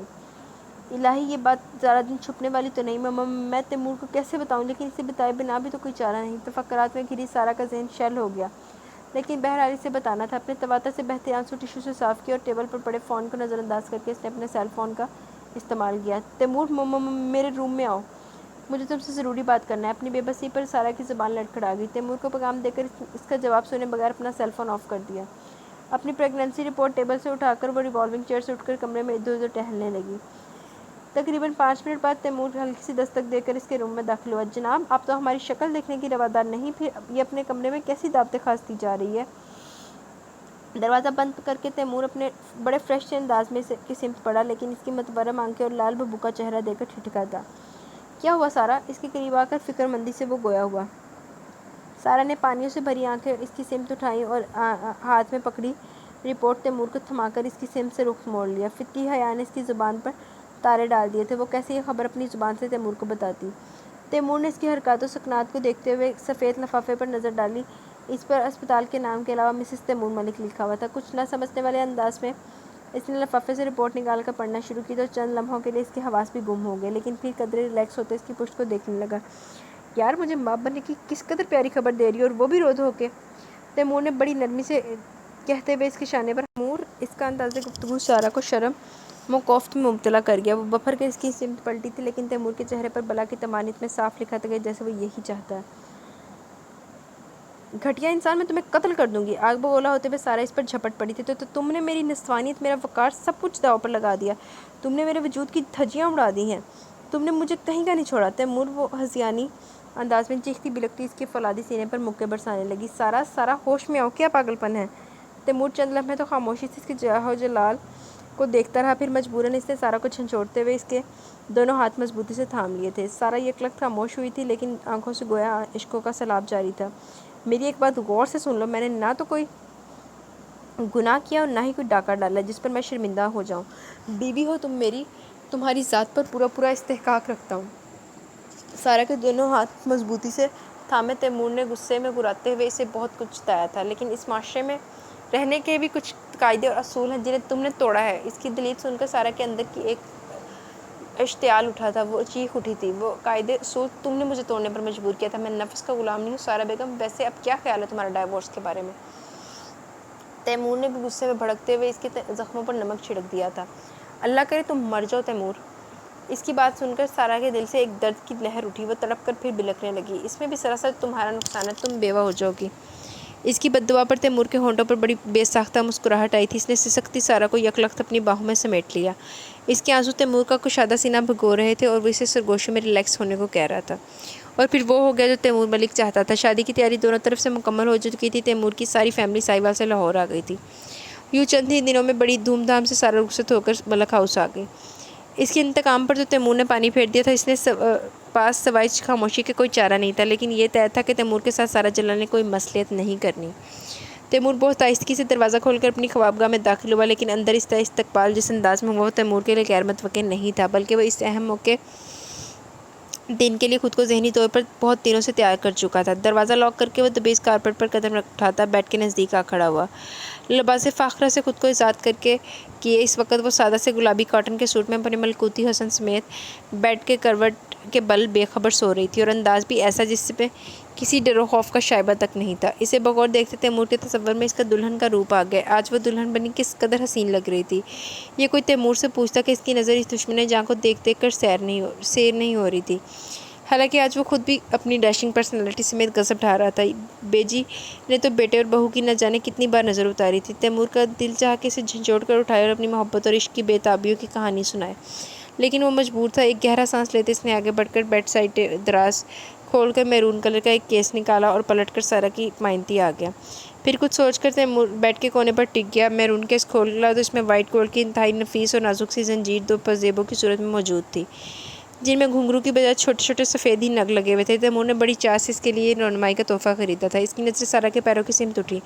کیوٹکس لگے گلابی پیروں پر مہندی کے خوبصورت گل بوٹوں نے عجیب بہار دکھائی ہوئی تھی۔ تیمور نے بہت آہستگی سے اس کے دونوں پیر میں پازیبیں پہنا دی۔ وہ اتنی گہری نیند میں تھی کہ ذرا سی بھی نہیں کسمس آئی۔ پازیبیں اس کے پیروں میں سج گئی تھی۔ تیمور نے ایک بھرپور نگاہ ڈالی اور بیڈ سے اٹھ گیا، کھڑا ہوا۔ صبح وہ سب سارا بیدار ہوئی تو اپنے جہازی سائز بیٹھ کا دوسرا کونا خالی نظر آیا۔ وہ ایک دم چونکی، کروٹ بدل کر دیکھا تو اس دشمن جہاں کو ڈریسنگ ٹیبل کے آئینے کے سامنے پایا۔ سفید کلف لگا کاٹن کا شلوار سوٹ زیب تن کیے وہ گیلے باروں میں برش چلا رہا تھا۔ صبح بخیر زندگی۔ ڈریسنگ ٹیبل کے آئینے سے تیمور نے سارا کو جاگتے دیکھ کر اس کی سمت بڑی جاندار مسکراہٹ اچھالی۔ سارا نے بڑی ناگواری سے اس کی سمت دیکھا۔ 10 بج رہے تھے، اب اٹھ جاؤ 10 بج رہے ہیں اب اٹھ جاؤ کیونکہ میری شریر بھابھی صبح سے 2 بار دروازہ بجا چکی ہیں۔ وہ برش رکھ کر سارا سے بڑی لگاوٹ بھرے انداز میں مخاطب ہوا۔ بیڈ کے آخری کونے پر ٹک گیا۔ اس نے اندازے نشست کو دیکھ کر سارا اپنے پیر سمیٹتی فوراً اٹھ بیٹھی۔ یکلخت اس کی نظر اپنے پیروں پر پڑی تو وہ چونک اٹھی۔ یہ زیور تو اس نے نہیں پہنا تھا، وہ الجھی تھی۔ یہ تمہاری رونمائی ہے؟ اب دیکھو نا، میں رات میں تمہیں جگا دیتا تو یقیناً بیڈ روم میں طوفان برپا ہو جاتا۔ اس کے خوابیدہ حسن کو آنکھوں میں جذب کرتا تیمور انتہائی شریر دکھائی دے رہا تھا۔ کیا ضرورت تھی اس ڈرامے کی؟ سارا نے اس کے سمت طنزیہ انداز میں دیکھا۔ شلوار سوٹ میں سارا نے اسے بہت کم دیکھا تھا، لیکن یہ لباس بھی اس کی پرسنالٹی پر بہت جچتا تھا۔ نگاہ جھکا کر وہ فوراً ان پازیبوں کے لاک کھولنے لگی، لیکن یہ اس قدر مضبوط تھے کہ سارا کی کوشش بیکار گئی۔ یہ لاک اب کوئی جولر ہی کھول سکتا ہے مائی ڈیئر۔ تیمور نے اس کی دونوں حنائی ہاتھ تھام کر اپنے ہونٹوں سے لگائے۔ اس وقت دروازہ ایک بار پھر بجا تھا اور بجانے والے اب کوئی رعایت دینے کے موڈ میں نہیں تھے۔ تیمور نے فوراً اس کے ہاتھ چھوڑے اور اٹھ کر دروازے کی سمت بڑھا۔ دروازہ کھلا تو اس کی دونوں بھابھیاں رابعہ اور شمائلہ معنی خیز انداز میں مسکراتی ہوئی کھڑی تھیں۔ اس سے پہلے کہ وہ دونوں تیمور کی درگت بناتی، وہ انہیں اندر آنے کا راستہ دے کر فوراً بیڈ روم سے باہر نکل گیا اور وہ دونوں ہنستی ہوئی سارا کی سمت بڑھیں اور پھر ان دونوں کے شب و روز اسی طرح گزرنے لگے۔ اس دن بھی ڈائننگ ٹیبل پر ناشتے سے فارغ ہونے کے بعد تیمور ہسپتال کی تیاری کے لیے دوبارہ بیڈ روم کی سمت بڑھا۔ جاتے جاتے اس نے سارا کے اطمینان کو بغور دیکھا، جو ناشتے کے ساتھ ساتھ باریک اخبار بینی میں بھی مصروف تھی، لیکن چہرے پر نکاہت دکھائی دے رہی تھی۔ کچھ دیر بعد وہ تیار ہو کر بیڈ روم سے باہر نکلا تو سارا کو ڈائننگ ٹیبل پر ہمہ اسی مصروفیت میں پایا۔ ہسپتال نہیں چلنا کیا؟ رات سے اس کا موڈ بے حد بگڑا ہوا تھا، لیکن اس کے باوجود تیمور کو ہی اسے مخاطب کرنا پڑا۔ یہ اس کی مجبوری تھی۔ میں آج ریسٹ کروں گی۔ سارا کا لہجہ بے حد اسپاٹ تھا۔ اس نے اخبار سے نظریں اٹھاتے ہوئے تیمور کو جواب دیا۔ ناشتہ تو کر چکی تھی۔ ملازموں کو معمول کے کام اور دوپہر کے کھانے کا مینیو بتا کر اپنے بیڈ روم میں آ گئی۔ پھر کچھ سوچ کر تیمور کی اسٹڈی میں آ گئی، جو بیڈ روم سے متصل تھی۔ آج پہلی بار اس نے اسٹڈی روم میں قدم رکھا۔ اس کی اسٹڈی میں میڈیکل سے متعلق بے حد نایاب اور قیمتی بکس تھی۔ سارا تو خود مطالعے کی بے حد شوقین تھی اور اس نے ایک ریک سے کتاب نکالی تھی، لیکن کتاب کے ساتھ ہی ایک سیاہ کور کی ڈائری بھی اس کے ہاتھ میں آ گئی۔ موٹی سی کتاب کو سنبھالتے ڈائری اس کے ہاتھ سے چھوٹ کر کارپیٹ پر گر گئی۔ سارا نے کتاب کو سینٹر ٹیبل پر رکھا اور جھک کر ڈائری اٹھا لی، لیکن کھلی ڈائری پر جگہ جگہ اپنا نام دیکھ کر وہ ٹھٹکی تھی۔ کیا تیمور ڈائری لکھتا ہے؟ سارا نے بڑبڑاتے ہوئے صفحہ پلٹا۔ اس نے یہ سلسلہ کالج کے دور سے شروع کیا ہوا تھا، لیکن یہ کیا ڈائری کے ہر صفحے پر سارا کا ذکر۔ سارا کی تو عجیب حالت ہو رہی تھی۔ کتاب پڑھنا بھول بھال گئی۔ ڈائری تھامے وہ اسٹڈی روم سے نکل کر فوراً اپنے بیڈ روم میں آئی تھی۔ وہ اس ڈائری کو شروع سے تفصیل سے پڑھنا چاہتی تھی۔ تجسس لیے صوفے پر بیٹھ کر سارا نے ڈائری کا پہلا صفحہ کھولا۔ یہ ڈائری تسلسل سے نہیں لکھی گئی تھی، بلکہ اپنی زندگی کے اہم واقعات اوقات لکھے ہوئے تھے۔ 25 دسمبر۔ انکل جلال کی فیملی کا ہمارے گھر بچپن سے آنا جانا تھا۔ اکثر بچوں کی چھٹیوں میں انکل اور آنٹی شہناز بچوں سمیت سائیوال ہمارے گھر آتے تھے اور کبھی ابا جی کے ساتھ ہم لوگ لاہور ان کے گھر جاتے۔ ابا جی اور انکل جلال کی دوستی مثالی تھی۔ سارا کانچ کی گڑیا کے مانند تھی۔ بچپن سے ہی وہ مجھے بہت اچھی لگتی تھی۔ میں عمر سے اسے 3 سال بڑا تھا۔ وہ جب بھی حویلی آتی میں اس کو خوب گود میں اٹھائے پھرتا، لیکن وہ خوب چیخیں مار مار کر رونا شروع کر دیتی۔ ایسے میں بیجی مجھے خوب ڈانٹ ڈپٹ کے سارا کو میری گود سے لے لیتی، جبکہ آنٹی شہناز کہتی کہ یہ نئے لوگوں سے بہت کم مانوس ہوتی ہے۔ غیر بچپن ہمارا اسی طرح گزر گیا۔ 4 اپریل۔ یہ ان دنوں کی بات ہے جب محمود لالا کی شادی تھی۔ سارا میٹرک میں تھی اور میں سیکنڈ ایئر میں تھا۔ وہ اپنی فیملی کے ساتھ محمود لالا کی شادی میں آئی تھی۔ بچپن کی سارا اور جوانی کی دہلیز پر قدم رکھنے والی سارا میں بہت زیادہ فرق تھا۔ وہ جو ایک کلی کی مانند ہوا کرتی تھی، اب کھلا ہوا گلاب بن چکی تھی۔ سارا شوخ چنچل ضرور تھی، لیکن اس کا انداز بہت لیے دیے قسم کا تھا۔ اچھی تو وہ مجھے بچپن سے لگتی تھی، لیکن اس سے اچھے لگنے کا مطلب مجھے اب سمجھ میں آیا تھا۔ میں سارا سے محبت کرنے لگا تھا۔ جتنے دن وہ محمود لالا کی شادی کے سلسلے میں حویلی میں رہی، مجھے اس کے چہرے پر نو لفٹ کا بورڈ ہی نظر آیا۔ محمود لالا کی شادی کے 1 سال بعد بلال بھائی کی بھی شادی ہو گئی۔ اس شادی میں بھی سارا کا رویہ میرے لیے نو لفٹ والا ہی تھا۔ تغافل اس کی عادت تھی یا وہ مجھے دیکھ کر یہ انداز اپناتی تھی، میں دل میں سوچ کر رہ گیا۔ 25 اپریل۔ میں کمپیوٹر لائن جوائن کرنا چاہتا تھا، لیکن جب میں نے سنا سارا میڈیکل لائن جوائن کر رہی ہے تو میں نے بھی لاہور کے اسی میڈیکل کالج میں داخلہ لیا جس میں سارا نے لیا تھا۔ میری رہائش کا بھی کوئی مسئلہ نہیں تھا کیونکہ منصور لالا آرمی میں میجر تھے. آج کل ان کی پوسٹنگ لاہور میں تھی. میں انہی کے پاس شفٹ ہو گیا. مجھے میڈیکل کالج میں دیکھ کر سارا کو کوئی خوشی نہیں ہوئی. ابھی ہمیں 1 ماہ ہی ہوا تھا کلاسز اٹینڈ کرتے کہ اچانک سارا کی امی کو ہارٹ اٹیک ہوا اور وہ اس دار پانی سے کوچ کر گئی. ظاہر ہے اس کی فیملی سمیت ہماری فیملی کو بھی اس غم سے دھچکا لگا. سارا تو کئی دنوں تک کالج نہیں آئی تھی. 15 جولائی. وقت بہت تیزی سے گزر رہا تھا. سارا کا رویہ مجھے بے حد ڈس ہارٹ کر رہا تھا.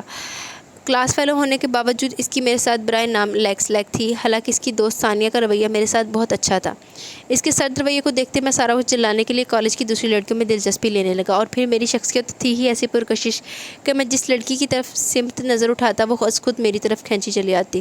لیکن میری ان سرگرمیوں کا سارا پر کوئی اثر نہیں ہوا بلکہ وہ مجھ سے اور زیادہ برگشتہ نظر آنے لگی. اسی دوران ایک عجیب واقعہ ہوا. کالج میں کسی نے سارا کو میرے نام سے محبت نامے لکھنے شروع کر دیے. خیر جب بات کھلی تو منصور لالا تک پہنچ گئی اور میری اور سارا کی خوب لڑائی ہوئی کیونکہ میں بے قصور تھا. جب میں نے سارا کو محبت نامے نہیں لکھے تھے لیکن اس نے منصور لالا کے سامنے مجھے ہی مجرم بنایا تھا. لیکن پھر یہ بھی بہت جلد کھل گیا. یہ محبت نامے ہمارے کلاس کے کاشف کے شریر گروپ نے لکھے تھے. یہ سچائی بھی میں نے سارا کے سامنے لا کھڑی کی تھی. اصل مجرم کو دیکھ کر وہ میرے سامنے کافی شرمندہ ہوئی. میں یہاں سرخرو ہو گیا. پھر سارا نے منصور لالا کے سامنے بھی مجھے سرخرو کیا کیونکہ اس واقعے کے بعد وہ مجھ سے ناراض تھے. اور پھر میرے کہنے پر کاشف کے سارے گروپ نے سارا سے معذرت کی اور یوں یہ قصہ تمام ہوا. اس معاملے کی وضاحت کے بعد میں اس خوش فہمی میں مبتلا ہو گیا کہ سارا مجھ سے سوری کرے گی. لیکن وہ لڑکی نہ جانے کس مٹی کی بنی ہوئی تھی. اس نے مجھ سے سوری نہیں کی لیکن میرے اندر کی سرد مہری اب ختم ہو گئی تھی. لیکن میں بھی اس کے آگے جھکا نہیں. اگر وہ اپنے کام سے کام رکھنے والی بات کرتی تھی تو اب میں نے بھی خود پر ایسے ہی کھول چڑھا لیا تھا. لیکن اسے جلانے کی سرگرمیاں نہیں چھوڑی. 15 اگست. کالج میں ہمارا آخری سال تھا. فائنل ایگزامس ہو گئے. رزلٹ آنے کے بعد ہاؤس جاب کے دوران ہم پھر اکٹھے ہو گئے. یہاں بھی سارا کا رویہ میرے ساتھ ہمز ویسا ہی تھا اور وہ زیادہ تر ثانیہ کے ساتھ ہی نظر آتی. البتہ ثانیہ کا رویہ میرے ساتھ دوستانہ ہی تھا. اسپتال کے بڑے بڑے سرجن ڈاکٹرز کے درمیان میں اپنی ذہانت کی وجہ سے کافی مقبول ہو گیا. لیکن کچھ فیمیل ڈاکٹرز تو میری سحر طرز شخصیت کے سحر میں گرفتار ہوگی. انہی میں سے ایک ڈاکٹر شرمین تھی. وہ جو ہر وقت میرے گٹ منڈلاتی تھی اور میں بھی اسے خوب لفٹ کرواتا تھا. پھر انہی دنوں گزرتے دنوں میں اسپتال میں سارا کے ساتھ ایک عجیب حادثہ پیش آیا. ایک مریضہ کی موت جو کہ زہر کھانے سے ہوئی تھی. اس کے بھائی کا جھوٹا ڈیتھ سرٹیفکیٹ سارا سے گن پوائنٹ پر بنوانے کی کوشش کر رہے تھے اور یہ ساری کارروائی سرجن عارف کمال کے روم میں ہو رہی تھی. اس وقت سرجن عارف کمال اپنے روم میں موجود نہیں تھے. صرف سارا تھی جو ان نوجوانوں کے نرگے میں پھنسی آنسو بہا رہی تھی. یہاں بھی میں نے سارا کو بچایا تھا. 8 ستمبر. آج کل میں دیکھ رہا ہوں سارا بے حد خاموش سی نظر آ رہی ہے. اس کے انداز میں میرے لیے جو ہر وقت ایک تناؤ نظر آتا ہے مجھے اس میں لچک سی نظر آ رہی ہے. اور پھر ایک دن وہ مجھ سے اکیلے میں اپنی ساری غلطیوں پر سوری کرنے آ گئی. سارا جلال اور مجھ سے سوری. اس وقت تو میرے 14 طبق روشن ہو گئے لیکن میں اسے پہلی بار معاف کرنے کے موڈ میں نہیں تھا. اس لیے سارا کو خوب سنا کر وہاں سے اٹھ گیا اور جو کبھی مجھے چھوڑتی نہیں تھی اس وقت خاموشی سے دیکھتی رہ گئی. 20 اکتوبر. میرا رویہ دیکھ کر اس دن کے بعد سارا کی مجھ سے دوبارہ بات کرنے کی ہمت نہیں ہوئی. لیکن ایک بات میں نے شدت سے محسوس کی کہ سارا مجھے ڈاکٹر شرمین کے ساتھ دیکھ کر بری طرح جل جاتی. اسے ایسی حالت میں دیکھ کر گونا گو سکون ملتا تھا. اور پھر ہوا یوں کہ ہمیں ملانے کا محرک بھی ڈاکٹر شرمین ہی بنی. آنسو بہاتے وہ سارا کا اعتراف محبت میرے روم کو سرشار کرتا گیا اور اب میں نے بھی اپنا دل کھول کر اس کے سامنے رکھ دیا تھا. میں نے صرف محبت کی ہے سارا نام کی لڑکی سے. باقی سب تو اس تک پہنچنے کے مہرے تھے. ہم دونوں ایک دوسرے کی محبت پا کر بے حد خوش تھے. البتہ ثانیہ نے ہماری خوب کلاس لی تھی. پھر انہی دنوں گزرتے دنوں ہم نے اپنی مستقبل کی پلاننگ بھی کر لی. ہاؤس جاب ختم ہوتے ہی میں نے سارا سے کہہ دیا کہ کچھ ہی دنوں میں ابا جی اور بے جی میرا پرپوزل لے کر آ جائیں گے. میری بات سن کر سارا نے شرما کر سر جھکا دیا تھا اور اس کا یہ دلکش روپ میں نے اپنی آنکھوں میں جذب کر لیا. منصور لالا کی بھی چھٹیاں تھیں. میں انہی کے ساتھ ساہیوال آ گیا. ہم دونوں بھائیوں کو اکٹھا دیکھ کر بیجی بے حد خوش نظر آئی. میں بیجی سے اکیلے میں سارا کے متعلق بات کرنا چاہتا تھا لیکن 2 دن سے مجھے ایسا موقع نہیں مل رہا تھا. خیر اس رات مجھے بیجی سے بات کرنے کا موقع مل گیا. بیجی اس وقت اپنی خوابگاہ میں اکیلی تھی. ابا جی کسی رشتہ دار کی عیادت کو گئے ہوئے تھے. میں خوابگاہ میں داخل ہونے لگا لیکن مجھ سے پہلے وہاں پر منصور لالا تھے. لیکن بیجی ان سے ہمیشہ کی طرح شادی پر زور دے رہی تھی. خوابگاہ کا دروازہ تھوڑا سا کھلا تھا اور آگے دبیز پردے گرے ہوئے تھے. میں سوچ رہا تھا کہ منصور لالا ہمیشہ کی طرح شادی کے لیے انکار کر دیں گے لیکن اس وقت میری نظروں کے سامنے زمین و آسمان گھوم گئے جب منصور لالا نے سارا جلال احمد کا نام شادی کے لیے لیا. میں خوابگاہ کے اندر داخل ہوتے ہوتے رہ گیا. بیجی ہمارے خوشی کے رونے لگی تھی. ان کی دعائیں قبول ہو گئی تھی. آخر ان کا بیٹا اتنے سالوں بعد شادی پر راضی ہو گیا تھا. وہ خدا کا لاکھ لاکھ شکر ادا کر رہی تھی. آج ان کا بیٹا اس اور بے وفا عورت کی یادوں سے باہر نکل آیا تھا. میں تیمور ملک ان چند لمحوں میں سوچنے سمجھنے کی صلاحیت کھو بیٹھا لیکن پھر خود کو سنبھالا. میرا بھائی میری محبت کو اپنا شریک سفر بنانا چاہتا تھا. تقریباً 10 سال بعد وہ شادی کے لیے راضی ہوئے تھے۔ ایسے میں مجھے کیا کرنا چاہیے تھا؟ کیا خود غرض بن جاؤں یا پھر قربانی دے دوں؟ دل نے کہا خود غرض بن جاؤ، لیکن دماغ نے فوراً نفی کی کرتے ہوئے قربانی دینے کا حکم دیا۔ محبت پہ خون رشتہ غالب آ گیا اور میں نے اپنی محبت سارا جلال اپنے بھائی منصور لالا کی جھولی میں ڈال دی اور ہونٹوں پر ہمیشہ کے لیے کفر لگا لیا۔ 2 نومبر چھٹیاں ختم ہوتی ہی ہم دونوں بھائی لاہور واپس آ گئے۔ بیجی اور ابا جی کو منصور لالا کی پسند معلوم ہو گئی تھی، اس لیے انہوں نے دیر نہیں کی بلکہ اسی ہفتے میں لاہور آ کر منصور لالا کی منگنی کی رسم سارا سے کر دی اور ساتھ ہی شادی کی تاریخ بھی رکھ دی۔ تمام کام بخیر و بخوبی انجام پا گیا۔ منصور لالا کے چہرے پر میں نے عرصے بعد طمانینت اور سکون دیکھا۔ مجھے اسپیشلائزیشن کے لیے نیو یارک جانا تھا، لیکن اب میں چاہتا تھا کہ جلد از جلد ملک چھوڑ دوں۔ شاید میں سارا کا سامنا نہیں کرنا چاہتا تھا اور اس سلسلے میں مجھے آج اسلام آباد جانا تھا۔ منصور لالا کی منگنی کو آج دوسرا دن تھا اور میں نے کل سے اپنا موبائل آف کر رکھا تھا سارا کی وجہ سے۔ منصور لالا آفس جا چکے تھے اور میں بھی اسلام آباد جانے کی تیاری میں مصروف تھا۔ شام میں میری فلائٹ تھی کہ مان سارا گھر آ گئی۔ میں اسے اپنے روبرو دیکھ کر بری طرح گھبرایا تھا۔ اس طرف تو میرا دھیان ہی نہیں کیا کہ مجھ سے ملنے بھی آ سکتی ہے۔ ایک پریشانی کے عالم میں سارا نے مجھے ساری رام کہانی سنائی تھی، ساتھ ہی مجھے یہ بھی بتایا کہ تمہارے گھر سے پرپوزل آ رہا ہے۔ یہ خبر تو میرے گھر والوں نے مجھے ضرور بتائی تھی، لیکن کس کا پرپوزل آ رہا ہے نہ انہوں نے مجھے نام بتایا نہ میں نے نام پوچھنے کی کوشش کی۔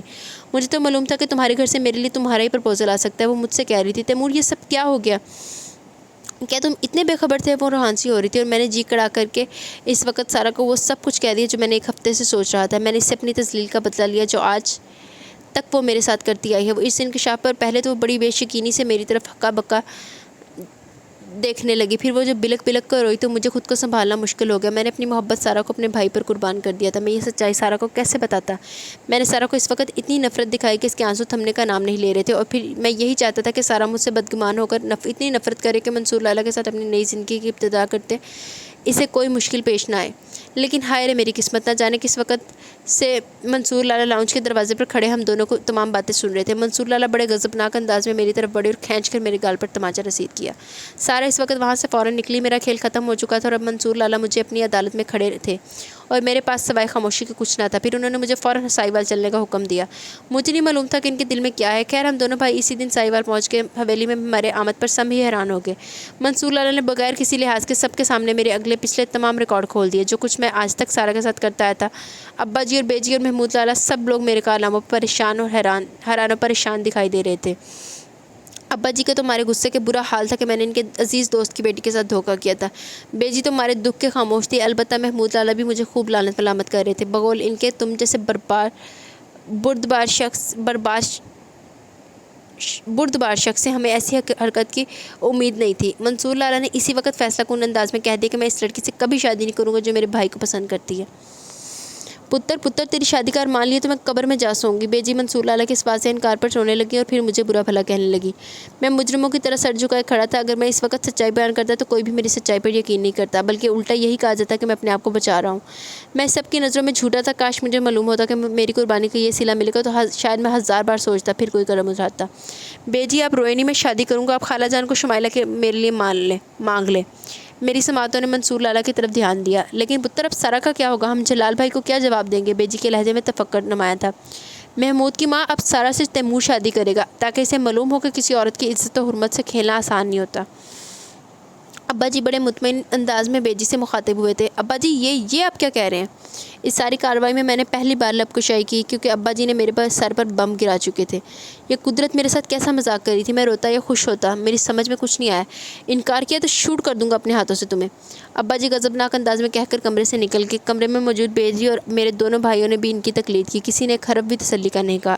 5 نومبر آج میرا سارا سے نکاح ہو گیا۔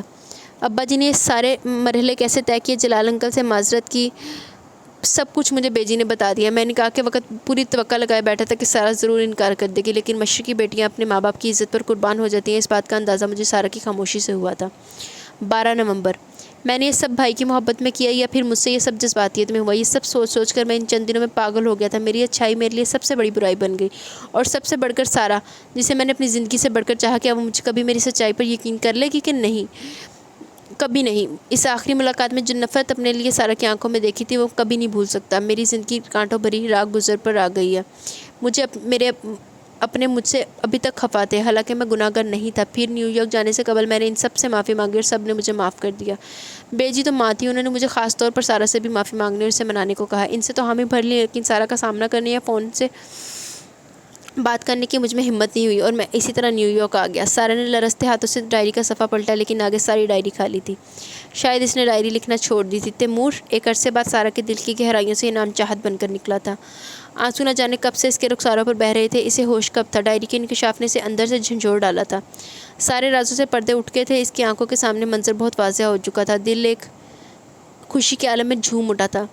معان فون کی بیل پر سارا چونک اٹھی، نگاہ سامنے دیوار پر لگے کلاک پر اٹھی تھی جو دوپہر کے 2 بجا رہا تھا۔ وہ ڈائری پڑھنے میں اس قدر محو تھی کہ اسے وقت کا احساس ہی نہیں ہوا۔ سارا نے صوفے سے اٹھ کر ڈائری پہلے بیڈ سائڈ ڈراز میں رکھی، پھر مسلسل بجتے فون کی سمت بڑھ گئی۔ ہیلو۔ خود کو نارمل کرتے سارا نے ریسیور کان سے لگایا۔ ڈاکٹر سارا؟ سرجن تیمور ابھی کچھ دیر پہلے ہسپتال سے گھر کے لیے نکلے تھے لیکن ہسپتال کے نزدیک ہی ان کا ایکسیڈنٹ ہو گیا۔ ان کے لیے ہسپتال کے ڈاکٹر شاہد سارا کو اطلاع دے رہے تھے۔ ڈاکٹر سارا شاہد تیمور کے متعلق آگے بھی کچھ بتا رہے تھے لیکن اس دل دہلا لینے والی خبر کو سن کر ریسیور سارا کے ہاتھ سے چھوٹ گیا۔ ہسپتال کے یک پستہ کوریڈور میں وہ بابا جان اور بلال احمد کے ساتھ کھڑی آنسو بہا رہی تھی۔ وہ دونوں سارا کو حوصلہ دے رہے تھے لیکن تفکر اور پریشانی ان دونوں کے چہرے سے ہویدا تھی، کیونکہ تیمور آئی سی یو میں تھا اور بظاہر ایکسیڈنٹ میں سے جسمانی چوٹ نہیں آئی تھی لیکن دماغ پر اندرونی چوٹ بہت شدید آئی تھی جس کی وجہ سے وہ کومے میں چلا گیا۔ تو یہی بات سارا کو خطرے کا اعلان دے رہی تھی کہ گو کہ عام شخص کو آئی سی یو میں جانے کی اجازت نہیں تھی، لیکن سارا تیمور کی ایک جھلک دیکھنے کو بے قرار تھی۔ وہ اسے شیشے کے دیوار سے دیکھنے کی بجائے آئی سی یو میں گھس گئی۔ 2 نیورو سرجن اور کچھ ڈاکٹرز کا اسٹاف تیمور کے بیڈ کے ارد گرد کھڑا اسے ٹریٹمنٹ دے رہا تھا اور وہ بے حس بیڈ پر پڑا مختلف مشینوں کے ذریعے سانس لے رہا تھا۔ سارا کو اپنا دل پھٹتا ہوا محسوس ہوا، جی چاہت چیخیں مار مار کر روئے لیکن بمشکل خود کو سنبھالا، لیکن آنسوؤں کو نہ روک سکی۔ مان ڈاکٹر جاوید نے جو اس کے بابا کے ہم عمر تھے اسے شانوں سے تھاما اور آئی سی یو سے باہر لے آئے۔ وہ اس کے دلی کیفیت سے واقف تھے۔ بابا جان نے ساہیوال بھی اطلاع دے دی۔ شام تک ابا جی، بیجی اور محمود لالا بھی ہسپتال پہنچ گئے۔ سارا دوپہر سے بابا جان اس بلال احمد کے حوصلوں کے سہارے بیٹھی تھی لیکن بیجی کے گلے لگ کر وہ بری طرح روئی۔ بیجی نے کمال ضبط سے اسے سنبھالا۔ ابا جی اور محمود لالا نے بھی اسے پیار سے تسلی دی لیکن اس کا دل نہ جانے کی تسلیوں سے نہیں بہل رہا تھا۔ یوں ایک دن گزر گیا تو دوسرا دن طلوع ہونے والا دن سب کے لیے ایک نئی آس لے کر آئے۔ شاید تیمور آنکھیں کھول دے لیکن ہر آنے والا دن نئے دن کی آس دلاتا جاتا اور تیمور یوں ہی بے حس و حرکت پڑا تھا۔ سارا کا بسیرا آج کل ہسپتال میں ہی تھا۔ وہ گھر جانے کو تیار نہیں تھی۔ بیجی اس کے ساتھ تھی۔ مرد حضرات بھی سارے ادھر ہی تھے۔ گھر سے رابعہ اور سمیہ بھی تیمور کو روز دیکھنے آتی۔ سارا کی حالت کسی سے دیکھی نہیں جا رہی تھی لیکن کیا کہا جاتا، اس کے سامنے پورے اہل خانہ کو اپنے حوصلے بلند رکھنے تھے۔ اس وقت بھی وہ آئی سی یو کے شیشے کی دیوار سے تیمور کو دیکھ رہی تھی۔ اندر سرجن جاوید اور سرجن اقبال زری تیمور کا چیک اپ کر رہے تھے۔ آج اسے 9واں دن تک کومے کی حالت میں سرجن جاوید اور سرجن اقبال نے سارا کو اندر آنے سے منع کیا تھا کیونکہ اگر وہ اندر چلی جاتی تو اس کے آنسو خشک نہیں ہوتے تھے۔ حالانکہ ڈاکٹرز تیمور کی طرف سے بہت پوری امید تھے لیکن سارا اپنے دل کا کیا کرتی جسے کسی پل قرار نہیں تھا۔ نہ جانے کیوں یہ خوف دل میں کنڈلی مارے بیٹھا تھا کہ تیمور سے دور ہوتا جا رہا ہے۔ تیمور کو دیکھتے دیکھتے اس کی ذہن کی اسکرین پر اس کی بے شمار محبتیں کسی فلم کی طرح چل رہی تھی لیکن ان محبتوں پر وہ اپنا رد عمل کیسے بھول سکتی تھی۔ اللہ کرے تم مر جاؤ تیمور۔ ہاں یہی بد دعا تو میں نے اسے دی تھی، تم بیوہ ہو جاؤ گی، اس پر بھی سراسر نقصان تمہارا ہوگا۔ تیمور نے بھرپور شرارت سے مسکراتے ہوئے اسے جواب دیا تھا۔ اللہ نہ کرے ایسا کچھ ہو۔ سارا نے زیر لب بڑبڑائی تھی۔ اس یاد نے اس کی روح کو لرزا دیا تھا۔ وہ کون سی منحوس کھڑی تھی جب میری زبان سے یہ الفاظ نکلے تھے۔ خود کو کوستے سارا کی آنکھوں سے آنسوؤں کا سیلاب امڑ آیا۔ تیمور صرف ایک بار آنکھیں کھول دو۔ اس کی آنکھوں میں اس کے لہجے میں ہزار دعائیں تھیں۔ صرف ایک بار۔ پیشانی شیشے کی دیوار سے ٹکائے وہ دھیرے دھیرے خود کلامی کر رہی تھی اور پھر 10واں دن ان سب کی آزمائش کا آخری دن تھا۔ اللہ تعالیٰ نے ان سب کی دعاؤں کو قبولیت کا شرف بخش دیا تھا۔ تیمور نے فجر کے وقت آنکھیں کھول دی۔ ایک خوشی کی لہر تھی جو ہسپتال کے ڈاکٹرز اور اس کے گھر والوں کے دلوں میں دوڑ گئی۔ اسی وقت اس کے گھر والوں نے شکرانے کے نوافل ادا کیے اور اس سارا کو یوں محسوس ہوا جیسے کسی نے اس کے مردہ تن میں جان ڈال دی ہو۔ سب ایک دوسرے کو مبارکباد دے رہے تھے۔ ہسپتال کے تمام ڈاکٹرز نے سارا کو انفرادی طور پر مبارکباد دی۔ منصور ملک کو بھی اسلام آباد اطلاع پہنچ گئی تھی کیونکہ اس واقعے سے انہیں بھی ابھی تک بے خبر رکھا گیا تھا۔ خبر سن کر منصور ملک خفا ہوئے کہ انہیں کیوں بے خبر رکھا گیا۔ سارے گھر والے اس کے بیڈ کے ارد گرد کھڑے تھے لیکن سارا ان سب کے درمیان نہ تھی۔ نہ جانے اس میں اب تیمور کا سامنا کرنے کی ہمت نہیں ہو رہی تھی۔ ڈاکٹرز نے تیمور کے ہوش میں آنے کے بعد بھی اسے فی الحال میڈیسن کے زیر اثر رکھا ہوا تھا۔ جلد ہی وہ ایک بار پھر وہ غنودگی میں چلا گیا اور سارا نے اس کی نیند کے دوران روم میں قدم رکھا۔ 2 दिन वो अस्पताल में रहा और इन 2 दिनों में सारा इसके रूम में इस वक्त ही जाती जब वो नींद में होता। मंसूर मलिक फ़ोन पर रोज़ भाई की खैरियत पूछते, वो कुछ ऑफिशियल कामों में फंसे हुए थे इसलिए आने में देर हो रही थी। तीसरे दिन तैमूर डिस्चार्ज होकर अपने घर आ गया। कमज़ोरी और निकाहत की छाप इसके लंबे चौड़े वजूद पर नुमाया नजर आ रही थी। खैर अभी डाइट लेने से ये सब तो ठीक हो जाता, लेकिन वो एकदम से खामोश हो गया था। अपने घर वालों के दरमियान तो फिर भी खुशबाश नज़र आता, लेकिन सारा की तरफ भूले से कभी नज़र नहीं उठाता, और यही बात सारा को खटक रही थी। हालांकि वो इस तरह से ख्याल रख रही थी, लेकिन दूसरी तरफ से कोई रिस्पांस नहीं मिल रहा था। एक बेडरूम में आजकल वो दोनों अजनबियों की तरह रह रहे थे। पहले तो तैमूर की तरफ से छेड़छाड़ होती थी, लेकिन अब एक जामद खामोशी थी, और सारा अब इसकी तरफ पेशकदमी करते और इसकी हकीकत बताते झिझक रही थी। अजीब टेंशन में मुब्तला थी, फिर इसे सेहतमंद होते देखकर। 5वां दिन अब्बा जी, महमूद लाला, राबिया भाभी तो साहिवाल के लिए रवाना हो गए, लेकिन बेजी बेटे के पास रुक गई। तैमूर ने भी इन्हें रोक लिया था। दूसरी सुबह मंसूर मलिक भी अचानक पहुंच गए। बेजी और सारा से सलाम दुआ करने के बाद वो तैमूर को कितनी देर सीने से लगाए खड़े रहे। यार तुमने तो डरा ही दिया था, मैं अपने ऑफिशियल कामों में बुरी तरह फंसा हुआ था, वरना मैंने तो इसी दिन आ जाना था जिस दिन मुझे खबर हुई। वो तैमूर को सीने से लगाए अपनी मसरूफियात बता रही थी। कोई बात नहीं लाला, आपकी मसरूफियत मैं समझता हूँ, और फिर आप लोगों की दुआओं ने मुझे बचा लिया। भाई से अलग होते तैमूर के चेहरे पर बड़ी नरम मुस्कुराहट थी, और बेजी के साथ खड़ी सारा को यूँ महसूस हुआ जैसे ये बात इसे ही जता रहा है। सुरमई कलर के शलवार सूट में हल्की हल्की बड़ी भी शेप में भी इसकी शख्सियत बेहद पुरकशिश दिखाई दे रही थी, और जब वो निकरक से तैयार होता तो कई दिलों की धड़कन बन जाता होगा। लेकिन अब ये शानदार शख्स सिर्फ मेरा है। इसकी बात पर अफसुर्दा और अपनी सोच पर मसरूर होते सारा की धड़कनों ने बड़ा मद्धर सुर बजाया था। भाई सारा, अच्छा सा नाश्ता करवाओ, ये प्लेन वालों का नाश्ता भी कोई नाश्ता होता है? तैमूर के साथ नशिस्त संभालते मंसूर मलिक बड़ी बेतकल्फ़ी से सारा से मुखातिब हुए। जी लाला, अभी बनवाती हूँ। तैमूर ने भी नाश्ता नहीं किया, क्योंकि आजकल वो देर से उठता था तो ये सास बहू फारिग हो जाती थी। इसकी बेतकल्फ़ी सारा को पसंद आई थी। इन्हें जवाब देते वो कमरे से बाहर निकल गई। किचन में खान सामा था, लेकिन वो खुद जाकर इसके साथ मसरूफ़ हो गई, और तकरीबन 20 मिनट में इसने नाश्ते में अनवाओ इक़साम की चीज़ें बना ली। इसे मालूम था कि मंसूर मलिक खाने पीने का शौकीन है, लेकिन इस खाने पीने के शौक़ ने इनकी पर्सनैलिटी पर कोई असर नहीं डाला था। एक तो वो फ़ौजी बंदे थे, फ़िटनेस का बेहद ख्याल रखते थे। दो बेटों के बाप बनने के बाद आज भी वो ग्रेसफुल दिखाई देते थे। नाश्ता डाइनिंग टेबल पर लगाकर वो इन सबको डाइनिंग हॉल में ले आई। खुद एक बार फिर किचन में घुस गई। खानसामा को दोपहर के खाने का मेन्यू बताकर चाय बनाने लगी। किचन की एक खिड़की डाइनिंग टेबल की तरफ भी खुलती थी। भाई के साथ बातों के दौरान नाश्ता करके तैमूर की नज़रें कई बार किचन की खिड़की की तरफ उठी। इसके हर अंदाज में मालकाना और एक अपनायत की झलक नज़र आ रही थी। ये सब चीज़ें सारा की शख्सियत में आज से पहले तैमूर ने नहीं देखी थी। तैमूर को इसके वजूद में एक नयापन महसूस हो रहा था। फिर मंसूर मलिक 2 दिन रहे, और इन 2 दिनों में वो भाई की कंपनी में बेहद हशाश बशाश दिखाई दिया। बेजी भी इसकी महफिल में शरीक रही, लेकिन सारा तैमूर के रवैये की वजह से ज़रा दूर ही रही। बेजी ईशा की नमाज़ पढ़कर टीवी लाउंज में दाखिल हुई तो सारा इन्हें तनहा बैठी नजर आई। ये तैमूर के अपने कमरे में चला गया? सारा ने इसे इस्तफसार करते हुए उसके करीब ही सोफे पर बैठ गई। जी, इसने मुख्तसरन कहा। पुत्र, तूने महसूस किया जब से तैमूर का एक्सीडेंट हुआ कुछ खामोश सा हो गया? बेजी ने बड़ी खोजती निगाहों से इसकी सिमत देखा। नहीं बेजी, आपको वहम हुआ है। इन्हें मुतमिन करते सारा के दिल पर एक घूंसा लगा था। हाय बेजी, आपको कैसे बताऊं कि आपके बेटे ने मेरे साथ कैसा जुल्म किया है? अच्छा पुत्र, तू कहती है तो ठीक होगा। वह एकदम ही पुरसुकून दिखाई देने लगी। सारा को इनकी सादगी अच्छी लगी, लेकिन वह हकीकत इनसे शेयर नहीं कर सकती थी। मगर पुत्र, तू भी तो डॉक्टर है ना, ज़रा अच्छी तरह से इसे देख ले। वो तो शुरू से ही लापरवाह, बचपन से अगर कभी बीमार हो जाता तो डॉक्टर के पास नहीं जाता, दवा नहीं खाता था। फिर भी पुत्र, इसका ध्यान रखा कर। बेजी को इसकी तरफ से कोई शक व शुबा नहीं था, लेकिन फिर भी वो माँ थी। बेटे की आदतों के मुतल्लिक बताते से बड़ी शफ़क़त और मोहब्बत से समझा रही थी। फिर बेजी से काफ़ी देर बातें करती रही। 11 बजे के करीब वो सोने के लिए उठी तो वो भी अपने दिल पर ढेरों बोझ लिए अपने बेडरूम में आ गई। बेडरूम में नाइट बल्ब जल रहा था, और तैमूर आंखों पर बाजू रखे बेड पर दराज था। सारा भी बेड की सिमत आ गई। अपना तकिया बेड क्राउन से लगाकर बैठ गई। नींद इसकी आंखों से आज कोसों दूर थी। गर्दन मोड़कर तैमूर की सिमत देखा। हल्के हल्के खराटे इसकी गहरी नींद की अलामत थे, और कुछ वो मेडिसिन के ज़ेर असर भी था। हल्की दूधिया रोशनी में इसका आधा चेहरा, जिसमें खड़ी मगरूर सी नाक और गुलाबी होंठों पर झुकी मूंछें वाज़ेह दिखाई दे रही थी। सारा एकटक इसके आधे चेहरे को देखेगी। घमसान का रंग तो इसके अंदर इस दिन से चल रहा था जिस दिन से इसने हकीकत जानी थी, लेकिन आज बेजी की बातों ने इसे अजीब से इस्तराब में डाल दिया था। तैमूर को देखते इसकी आंखें पानियों से भर जा रही थी। सारा, ये शानदार शख्स सिर्फ तुम्हारा है। हाथ बढ़ाओ, ये फासले ख़त्म कर दो, क्योंकि अब पहल तुम्हें करना होगी। दिल के हाथों आज वो बुरी तरह हारी थी। बस अब वो ना खुद तड़प सकती थी, ना तैमूर को तड़पा सकती थी, लेकिन इसे अपने गुस्सा भी इस पर निकालना था। इसे खबर ही ना हुई कब वो तैमूर के सीने पर सर रखकर अश्क बहाने लगी। तैमूर गहरी नींद में था। यकलक थड़ बढ़ाकर आंखें खोल ली।